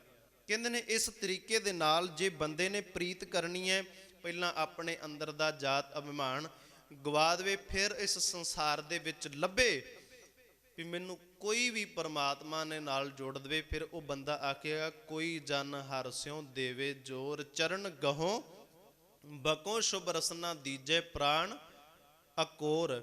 ਮੰਨ ਕੇ ਚੱਲੋ ਜੇ ਅਸੀਂ ਬਹੁਤ ਵੱਡੀ ਜਾਤ ਵਾਲੇ ਆ, ਬੜੇ ਧਨ ਪਦਾਰਥਾਂ ਵਾਲੇ ਆ, ਤੇ ਜਿਹਦੇ ਕੋਲ ਅਸੀਂ ਪਰਮਾਤਮਾ ਦੀ ਬਰਕਤ ਲੈਣ ਚੱਲੇ ਆ, ਰੱਬ ਦਾ ਨਾਮ ਲੈਣ ਮੰਗਣ ਵਾਸਤੇ ਚੱਲੇ ਆ, ਉਹਦੇ ਕੋਲ ਨਾ ਧਨ ਹੈ, ਨਾ ਕੋਈ ਪਦਾਰਥ ਨੇ, ਨਾ ਕੋਈ ਬਹੁਤ ਜ਼ਿਆਦਾ ਵੱਡਾ ਘਰ-ਬਾਰ ਹੈ, ਕੇਵਲ ਇੱਕ ਆਮ ਜੀ ਝੁੱਗੀ ਹੈ। ਤੇ ਜੇ ਅਸੀਂ ਉਹਦੇ ਝੁੱਗੀ ਦੇ ਵਿੱਚ ਜਾ ਕੇ ਇਹ ਬੈਠ ਜਾਵਾਂਗੇ ਵੀ ਇੱਥੇ ਬੈਠਿਆਂ ਮੇਰੇ ਕੱਪੜੇ ਖਰਾਬ ਹੋ ਜਾਣਗੇ, ਮੇਰੇ ਕੱਪੜੇ ਲਿਬੜ ਜਾਣਗੇ, ਇਹਦੀ ਝੁੱਗੀ ਦੇ ਵਿੱਚ ਬੈਠਾਂਗਾ ਤੇ ਮੇਰੀ ਜਾਤ ਦੇ ਸੰਸਾਰ ਦੇ ਵਿੱਚ ਲੋਕਾਂ ਦੇ ਵਿੱਚ ਕੀ ਇੱਜ਼ਤ ਰਹਿ ਜਾਏਗੀ। ਇਸ ਤਰ੍ਹਾਂ ਪਰਮਾਤਮਾ ਨਹੀਂ ਲੱਭ ਸਕਦਾ। ਹੋ ਸਕਦਾ ਉਹ ਕਿਸੇ ਜਾਤ ਦਾ ਵੀ ਹੋਵੇ, ਕਿਸੇ ਧਰਮ ਦਾ ਵੀ ਹੋ ਸਕਦਾ ਹੈ, ਕਿਸੇ ਨਸਲ ਦਾ ਹੋ ਸਕਦਾ ਹੈ, ਕਿਸੇ ਤਰ੍ਹਾਂ ਵੀ ਹੋ ਸਕਦਾ ਹੈ, ਕਿਉਂਕਿ ਭਗਤ ਦੀ ਕੋਈ ਜਾਤ ਪਾਤ ਨਹੀਂ ਹੈ। ਉਹ ਤਾਂ ਪਰਮਾਤਮਾ ਨੂੰ ਲੱਭਦਾ ਹੈ, ਪਰਮਾਤਮਾ ਨੂੰ ਸਿਮਰਦਾ ਹੈ। ਇਸ ਕਰਕੇ ਕੋਈ ਜਨ, ਹੁਣ ਕੋਈ ਜਨ ਦੇ ਵਿੱਚ ਜਾਤ ਨਹੀਂ ਲਿਖੀ ਹੋਈ ਕਿ ਫਲਾਣਾ ਸੇਵਕ ਆਣ ਕੇ ਮੈਨੂੰ ਰੱਬ ਨਾਲ ਮਿਲਾ ਦੇਵੇ। ਕੋਈ ਜਨ ਹਰਿ ਸਿਉ ਦੇਵੇ ਜੋਰ, ਚਰਨ ਗਹੋਂ ਮੈਂ ਉਹਦੇ ਚਰਨ ਪਕੜ ਲਵਾਂ, ਬਕੋਂ ਸ਼ੁਭ ਰਸਨਾ ਆਪਣੀ ਜ਼ਬਾਨ ਤੋਂ ਉਹਦੇ ਵਾਸਤੇ ਸ਼ੁਭ ਬਚਨ ਬੋਲਾਂ, ਦੀਜੇ ਪ੍ਰਾਣ ਅਕੋਰ ਆਪਣੇ ਪ੍ਰਾਣ ਜਿਹੜੇ ਨੇ ਮੈਂ ਉਹਨੂੰ ਅਰਪਣ ਕਰਦਾ। ਭਾਈ ਗੁਰਦਾਸ ਜੀ ਕਹਿੰਦੇ ਨੇ ਵੇਖੋ ਬੰਦਾ ਸੰਸਾਰੀ ਜੀਵਨ ਉਸ ਨੂੰ ਬਹੁਤ ਸਿਆਣਾ ਮੰਨਦਾ ਹੈ, ਜਿਹਨੇ ਬਹੁਤ ਵੱਡਾ ਖਲਾਰਾ ਪਾ ਕੇ ਰੱਖਿਆ ਹੋਵੇ ਉਹਨੂੰ ਬੜਾ ਸਿਆਣਾ ਮੰਨਦਾ। ਜਿਹਨੇ ਇੱਥੇ ਉਹ ਕਹੇ ਦੇ ਫਲਾਣੀ ਥਾਂ ਤੇ ਵੀ ਮੇਰੀ ਜਗ੍ਹਾ ਖਰੀਦੀ ਹੋਈ ਹੈ, ਫਲਾਣੇ ਥਾਂ ਤੇ ਠੀਕ ਹੈ, ਸੰਸਾਰੀ ਜੀਵਾਂ ਅਸੀਂ ਪਰਿਵਾਰ ਪਾਲਣਾ ਹੈ, ਸਾਡਾ ਬਿਜ਼ਨਸ ਹੋਣਾ ਚਾਹੀਦਾ ਹੈ, ਸਾਡਾ ਕਾਰੋਬਾਰ ਹੋਣਾ ਚਾਹੀਦਾ ਹੈ, ਤੇ ਹੋਣਾ ਚਾਹੀਦਾ ਵੀ ਹੈ ਕਿ ਇਹ ਸਾਡੇ ਕੋਲ ਹੋਵੇ। ਸਾਨੂੰ ਇਹ ਕਰਨਾ ਵੀ ਪਏਗਾ, ਉਦਮ ਕਰਨਾ ਵੀ ਪਏਗਾ। ਸਾਰੇ ਜੀਵ ਜੰਤੂ ਕਰਦੇ ਨੇ, ਅਸੀਂ ਵੀ ਕਰਨਾ ਹੈ। ਪਰ ਜਿਹੜੀ ਗੱਲ ਸਾਨੂੰ ਗੁਰੂ ਸਾਹਿਬ ਜੀ ਸਮਝਾਉਣਾ ਚਾਹੁੰਦੇ ਨੇ ਉਹ ਇਹ ਕਿ ਜਿਵੇਂ ਵੇਖੋ ਬੰਦਾ ਬਹੁਤੇ ਖਲਾਰੇ ਵਾਲੇ ਨੂੰ ਸਿਆਣਾ ਸਮਝਦਾ ਹੈ, ਪਰ ਜਿਹੜਾ ਖਲਾਰਾ ਬਹੁਤਾ ਨਾ ਹੋਵੇ ਤੇ ਧਨ ਉਹਦੇ ਕੋਲ ਬਹੁਤਾ ਮਿਲ ਜਾਵੇ, ਖਲਾਰਾ ਬਹੁਤਾ ਨਾ ਹੋਵੇ ਪਰ ਧਨ ਉਹਦੇ ਕੋਲ ਜ਼ਿਆਦਾ ਹੋਵੇ। ਭਾਈ ਗੁਰਦਾਸ ਜੀ ਕਹਿੰਦੇ ਨੇ ਵੇਖੋ ਨੀਚੋ ਨੀਚ ਸੁਦਾਵਣਾ ਗੁਰ ਉਪਦੇਸ਼ ਕਮਾਵੇ ਕੋਈ। ਜੇ ਕੋਈ ਗੁਰ ਉਪਦੇਸ਼ ਕਮਾ ਲਵੇ ਨਾ, ਉਹ ਭਾਵੇਂ ਆਪਣੇ ਆਪ ਨੂੰ ਨੀਵੇਂ ਤੋਂ ਨੀਵਾਂ ਰੱਖਣ ਦਾ ਯਤਨ ਕਰੇ, ਕੋਸ਼ਿਸ਼ ਕਰੇ। ਨੀਚੋ ਨੀਚ ਸੁਦਾਵਣਾ ਗੁਰ ਉਪਦੇਸ਼ ਕਮਾਵੇ ਕੋਈ, ਤ੍ਰੈ ਵੀਹਾਂ ਦੀ ਤ੍ਰੈ ਤੇ 20 ਭਾਵ ਕਿ ਇਹਦਾ ਦਾ ਤ੍ਰੈ ਵੀਹਾਂ ਦਾ ਦਮ ਲੈ, 1 ਰੁਪਈਆ ਹੋਛਾ ਹੋਈ। ਕਹਿੰਦੇ ਨੇ ਤ੍ਰੈ ਵੀ ਕੁਝ ਕੁ ਭਾਣ ਲੈ ਲਿਆ, ਜਿਵੇਂ ਥੋੜੇ ਸਮੇਂ ਦੀ ਗੱਲ ਹੈ। 10 ਇੱਕ ਦਸਾ ਹੁੰਦਾ ਹੈ, ਦਸਾ ਔਰ ਉਹਨੂੰ ਦਸੀ ਵੀ ਆਖਿਆ ਜਾਂਦਾ ਸੀ, 20 ਵੀ ਆਖਿਆ ਜਾਂਦਾ ਸੀ। ਇਵੇਂ ਦਸੀ 50 ਪੈਸੇ ਬਣ ਗਏ। ਫਿਰ ਕਹਿੰਦੇ ਨੇ ਉਹ ਦਸਾਂ ਨੂੰ ਕਰਕੇ ਨਾ ਫਿਰ 100 ਕਰ ਲਏ ਜਾਂਦੇ ਸੀ ਤੇ ਉਹਦਾ 1 ਰੁਪਈਆ ਬਣ ਜਾਂਦਾ ਸੀ। ਕਹਿੰਦੇ ਨੇ ਤ੍ਰੈ ਵੀਹਾਂ ਦੀ ਦਮ ਲੈ 1 ਰੁਪਈਆ ਹੋਛਾ ਹੋਈ। ਬੇਸ਼ੱਕ ਹੈ ਤਾਂ 1 ਰੁਪਈਆ, ਪਰ ਇੱਕ ਪਾਸੇ ਜਿਹੜੇ ਕਿੰਨੀ ਜ਼ਿਆਦਾ ਭਾਣ ਪਈ ਹੈ, ਇੱਕ ਪਾਸੇ 1 ਰੁਪਈਆ ਪਿਆ ਹੈ ਦਮ ਦੋਵਾਂ ਦਾ ਇੱਕੋ ਜਿਹਾ। ਉਹਦਾ ਭਾਰ ਥੋੜਾ ਜਿਹਾ ਘਟ ਗਿਆ, ਰੁਪਈਏ ਦੇ ਵਿੱਚ ਪਾਵਰ ਜ਼ਿਆਦਾ ਹੋ ਗਈ, ਪਰ ਹੈ ਉਹ ਇਕੱਲਾ, ਹੈ ਉਹ ਇਕੱਲਾ। ਪਰ ਉਹਦੇ ਵਿੱਚ ਉਹਨਾਂ 10 ਦੀ ਇਕੱਲੇ ਦੇ ਵਿੱਚ ਪਾਵਰ ਆ ਗਈ। ਜਿਹੜੀਆਂ 10 ਪਈਆਂ ਸੀਗੀਆਂ, 10 ਪਏ ਸੀ, ਉਹਦੇ 1 ਰੁਪਈਏ ਦੇ ਵਿੱਚ ਪੂਰੇ ਦੇ ਵਿੱਚ ਉਨੀ ਪਾਵਰ ਹੈ ਜਿੰਨੀਆਂ ਉਹਨੇ 10 ਦੇ ਵਿੱਚ ਹੈ।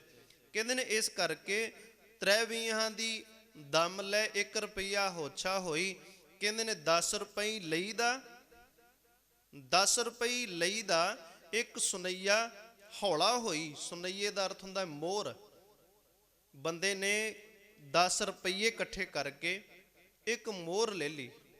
ਹੁਣ ਜਿਹੜੀਆਂ 10 ਰੁਪਈਏ ਨੇ ਵੇਖਣ ਨੂੰ ਤਾਂ ਉਹ ਜ਼ਿਆਦਾ ਲੱਗਦੇ ਨੇ, ਪਰ ਜਿਹੜੀ ਮੋਹਰ ਹੈ ਉਹ ਉਹਨਾਂ 10 ਨੂੰ ਆਪਣੇ ਵਿੱਚ ਸਮੇਟ ਕੇ ਬੈਠੀ ਹੋਈ ਹੈ, ਸੋਨੇ ਦੀ ਮੋਹਰ ਜਿਹੜੀ ਹੈ। ਪਰ ਜਿਹੜੇ 10 ਰੁਪਈਏ ਨੇ ਵੇਖਣ ਨੂੰ ਤਾਂ ਜ਼ਿਆਦਾ ਲੱਗਣਗੇ, ਜਦੋਂ ਆਪਾਂ ਗਿਣਾਂਗੇ ਤਾਂ ਸਾਨੂੰ ਐਂ ਲੱਗੇਗਾ ਵੀ 10 ਰੁਪਈਏ ਬਹੁਤ ਨੇ। ਪਰ ਕਹਿੰਦੇ ਨੇ ਜਿਹੜੀ ਮੋਹਰ ਲੈ ਲਈ, ਉਸ ਮੋਹਰ ਨੇ 10 ਰੁਪਈਏ ਆਪਦੇ ਵਿੱਚ ਸਮਾ ਲਏ। ਤੇ ਇਵੇਂ ਕਹਿੰਦੇ ਨੇ ਸਹਿ ਸੁਨਈਆ ਲਈ, ਸਹਿ ਸੁਨਈਆ ਮੁੱਲ ਕਰ, ਹਜ਼ਾਰਾਂ ਸੁਨਈਏ ਮੋਹਰਾਂ ਮੁੱਲ ਕਰਕੇ ਹੀਰਾ ਹਾਰ ਪਰੋਈ। ਕਹਿੰਦੇ ਨੇ ਫਿਰ ਹੀਰਾ ਲੈ ਲਿਆ, ਹੀਰਾ ਉਦੋਂ ਵੀ ਹੌਲਾ ਨਿਕਲਿਆ। ਇੰਨਾ ਜ਼ਿਆਦਾ ਹੌਲਾ ਹੈ, ਪਰ ਉਹਦੀ ਕੀਮਤ ਕਿੰਨੀ ਭਾਰੀ ਹੈ ਕਿ ਉਹਨੂੰ ਗਲ ਦੇ ਵਿੱਚ ਪਰੋ ਕੇ ਪਾ ਲਿਆ ਉਸ ਹੀਰੇ ਨੂੰ। ਕਿਉਂਕਿ ਉਹ ਹੈ ਹੌਲਾ, ਪਰ ਉਹਦੀ ਕੀਮਤ ਭਾਰੀ ਹੈ ਬੇਸ਼ੱਕ ਉਹ ਹੌਲਾ, ਪਰ ਉਹਦੀ ਕੀਮਤ ਭਾਰੀ ਹੈ। ਇਵੇਂ ਭਾਈ ਗੁਰਦਾਸ ਜੀ ਕਹਿੰਦੇ ਨੇ ਬੇਸ਼ੱਕ ਭਗਤ ਜਿਹੜਾ ਬੰਦਗੀ ਕਰਨ ਵਾਲਾ ਹੈ, ਉਹਦਾ ਕੋਈ ਬਹੁਤਾ ਪਸਾਰਾ ਨਾ ਪਸਰਿਆ ਹੋਵੇ, ਕੋਈ ਬਹੁਤਾ ਵੱਡਾ ਬਿਜ਼ਨਸਮੈਨ ਨਾ ਹੋਵੇ, ਪਰ ਉਹਦੇ ਅੰਦਰ ਪਰਮਾਤਮਾ ਜੀ ਦੀ ਜੇ ਲਿਵ ਜੁੜੀ ਹੋਈ ਹੈ ਤੇ ਉਹ ਬਹੁਤੇ ਪਸਾਰਿਆਂ ਵਾਲਿਆਂ ਨੂੰ ਵੀ ਪਿੱਛੇ ਛੱਡ ਜਾਂਦਾ ਹੈ। ਕਹਿੰਦੇ ਨੇ ਕਿਵੇਂ? ਕਿਉਂਕਿ ਜਿਹੜਾ ਪਰਮਾਤਮਾ ਜੀ ਦੀ ਬੰਦਗੀ ਕਰਦਾ ਹੈ, ਭਲੀ ਸੁਹਾਵੀ ਛਾਪਰੀ ਜਾਮੇ ਹਰ ਗੁਣ ਗਾਏ। ਉਹ ਭਲੀ ਛਾਪਰੀ ਜਿਹਦੇ ਵਿੱਚ ਭਾਵ ਕਿ ਜਿਹੜੀ ਛਪਰੀ ਝੁੱਗੀ ਜਿਹਦੇ ਵਿੱਚ ਹਰੀ ਦੇ ਗੁਣ ਗਾਏ ਜਾਂਦੇ ਨੇ। ਕਿਤ ਹੀ ਕਾਮਨਾ ਧੌਲ ਹਰ ਜਿਤ ਹਰ ਬਸਰਾਏ। ਧੌਲ ਦਾ ਅਰਥ ਹੁੰਦਾ ਹੈ ਜਿਵੇਂ ਆਪਾਂ ਸਿਰ ਦੇ ਵਿੱਚ ਚਿੱਟਾ ਵਾਲ ਆ ਜਾਵੇ ਨਾ, ਤੁਮ ਧੌਲਾ ਕਹਿੰਦੇ ਨੇ। ਧੌਲੇ ਤੋਂ ਭਾਵ ਹੁੰਦਾ ਹੈ ਚਿੱਟਾ। ਕਹਿੰਦੇ ਨੇ ਕਿਤ ਹੀ ਕਾਮਨਾ ਧੌਲ ਹਰ, ਧੌਲ ਹਰ ਦਾ ਅਰਥ ਹੈ ਚਿੱਟੇ ਬੰਗਲੇ, ਚਿੱਟੇ ਮਹਿਲ। ਜੇ ਉਹਨਾਂ ਵਿੱਚ ਬੰਦਗੀ ਕਰਨ ਵਾਲਾ ਕੋਈ ਨਹੀਂ ਹੈ ਤੇ ਭਾਵੇਂ ਚਿੱਟੇ ਮਹਿਲ ਕਿੰਨੇ ਉੱਚੇ ਬਣਾ ਲਏ ਜਾਣ, ਕਿੰਨੇ ਵੱਡੇ ਬਣਾ ਲਏ ਜਾਣ, ਉਹ ਕਿਸੇ ਕੰਮ ਨਹੀਂ ਆਉਣਗੇ। ਵੇਖਣ ਨੂੰ ਤਾਂ ਚਿੱਟਾ ਮਹਿਲ ਬਹੁਤ ਵੱਡਾ ਹੈ, ਬੜਾ ਧਨ ਪਦਾਰਥ ਖਰਚਿਆ ਉਹਦੇ ਉੱਪਰ, ਪਰ ਕਹਿੰਦੇ ਉਹਦੇ ਵਿੱਚ ਬੰਦਗੀ ਕਰਨ ਵਾਲਾ ਨਹੀਂ ਕੋਈ ਹੈਗਾ। ਤੇ ਉਹਦੇ ਲਾਗੀ ਇੱਕ ਝੁੱਗੀ ਪਈ ਹੋਈ ਹੈ ਜਿਹਦੇ ਉੱਤੇ ਬਹੁਤਾ ਕੋਈ ਧਨ ਨਹੀਂ ਖਰਚਿਆ। ਕੁਝ ਕੁ ਰੱਸੀਆਂ ਲਈਆਂ, ਕੁਝ ਕੁ ਕਾਨੇ ਲਏ, ਕੁਝ ਬਾਂਸ ਦੀਆਂ ਲੱਕੜਾਂ ਲਈਆਂ ਤੇ ਉਹ ਝੁੱਗੀ ਬਣਾ ਲਈ, ਉਹਦੇ ਵਿੱਚ ਬੰਦਗੀ ਕਰਨ ਵਾਲਾ ਬਹਿ ਗਿਆ। ਤੇ ਕਹਿੰਦੇ ਨੇ ਭਲੀ ਸੁਹਾਵੀ ਛਾਪਰੀ ਜਾਮੇ ਹਰ ਗੁਣ ਗਾਏ, ਕੀਤੀ ਹੀ ਕਾਮਨਾ ਧੌਲ ਹਰ ਜਿਤ ਹਰ ਬਿਸਰਾਏ। ਜਿਹੜਾ ਨੇ ਪ੍ਰਮਾਤਮਾ ਨੂੰ ਵਿਸਾਰ ਦਿੱਤਾ। ਕੋਈ ਜਨ ਹਰ ਸਿਉ ਦੇਵੇ ਜੋਰ, ਚਰਨ ਗਹੋਂ ਬਕੋ ਸ਼ੁਭ ਰਸਨਾ ਦੀਜੇ ਪ੍ਰਾਣ ਅਕੋਰ। ਕਹਿੰਦੇ ਮੈਂ ਆਪਣਾ ਪ੍ਰਾਣ ਵੀ ਉਹਨੂੰ ਦੇ ਦੇਵਾਂ ਜਿਹੜਾ ਮੈਨੂੰ ਪ੍ਰਮਾਤਮਾ ਦੇ ਨਾਲ ਮਿਲਾ ਦੇਵੇ, ਜਿਹੜਾ ਮੈਨੂੰ ਵਾਹਿਗੁਰੂ ਦੇ ਨਾਲ ਮਿਲਾ ਜਾਵੇ। ਜੋ ਦੀਸੇ ਗੁਰ ਸਿੱਖੜਾ ਤਿਸ ਨਿਵ ਨਿਵ ਲਾਗੋਂ ਪਾਏ, ਜਿਉ ਆਖਾਂ ਬਿਰਥਾ ਜੀ ਕੀ ਮੈਂ ਸੱਜਣ ਦੇ ਮਿਲਾਏ। ਜੀ ਮੈਂ ਆਪਣੀ ਬਿਰਥਾ ਆਖਾਂ ਮੰਨਦੀ ਕਿ ਮੈਨੂੰ ਸੱਜਣ ਮਿਲਾ ਦਿਓ, ਮੈਨੂੰ ਪਰਮਾਤਮਾ ਦੇ ਨਾਲ ਜੋੜ ਦਿਓ, ਵਾਹਿਗੁਰੂ ਦੇ ਨਾਲ ਜੋੜ ਦਿਓ, ਪਰਮਾਤਮਾ ਦੇ ਨਾਲ ਮੇਰਾ ਮਿਲਾਪ ਕਰਾ ਦਿਓ। ਤੇ ਕਹਿੰਦੇ ਨੇ ਫਿਰ ਉਹ ਅੱਗੋਂ ਪਤਾ ਕੀ ਕਹਿੰਦਾ? ਕਹਿੰਦੇ ਰੱਬ ਤਾਂ ਤੈਨੂੰ ਮਿਲ ਜੇਗਾ। ਉਹਨੇ ਫਿਰ ਦੱਸਿਆ, ਤਰੀਕਾ ਦੱਸਿਆ। ਉਹ ਤਰੀਕਾ ਪਤਾ ਕੀ ਦੱਸਦਾ? ਕਹਿੰਦੇ ਤਿਆਗੇ ਮਨ ਕੀ ਮਤੜੀ। ਰੱਬ ਮਿਲਣਾ ਕੋਈ ਔਖਾ ਨਹੀਂ ਹੈ, ਸਿੰਪਲ ਜਿਹਾ ਕੰਮ ਕਰਨਾ ਹੈ।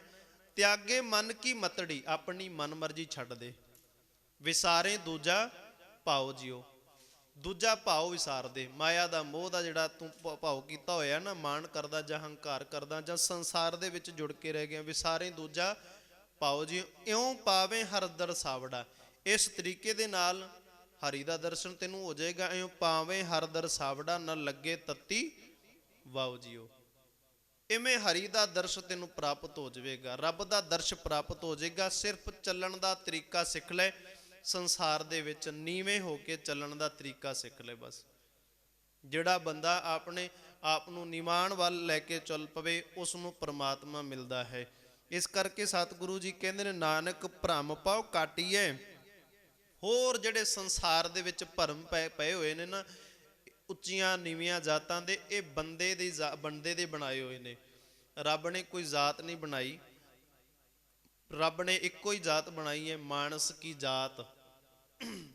ਮਾਨਸ ਕੀ ਜਾਤ ਬਣਾਈ ਹੈ ਵੀ ਸਾਰੇ ਮਨੁੱਖ ਇੱਕੋ ਜਿਹੇ ਨੇ,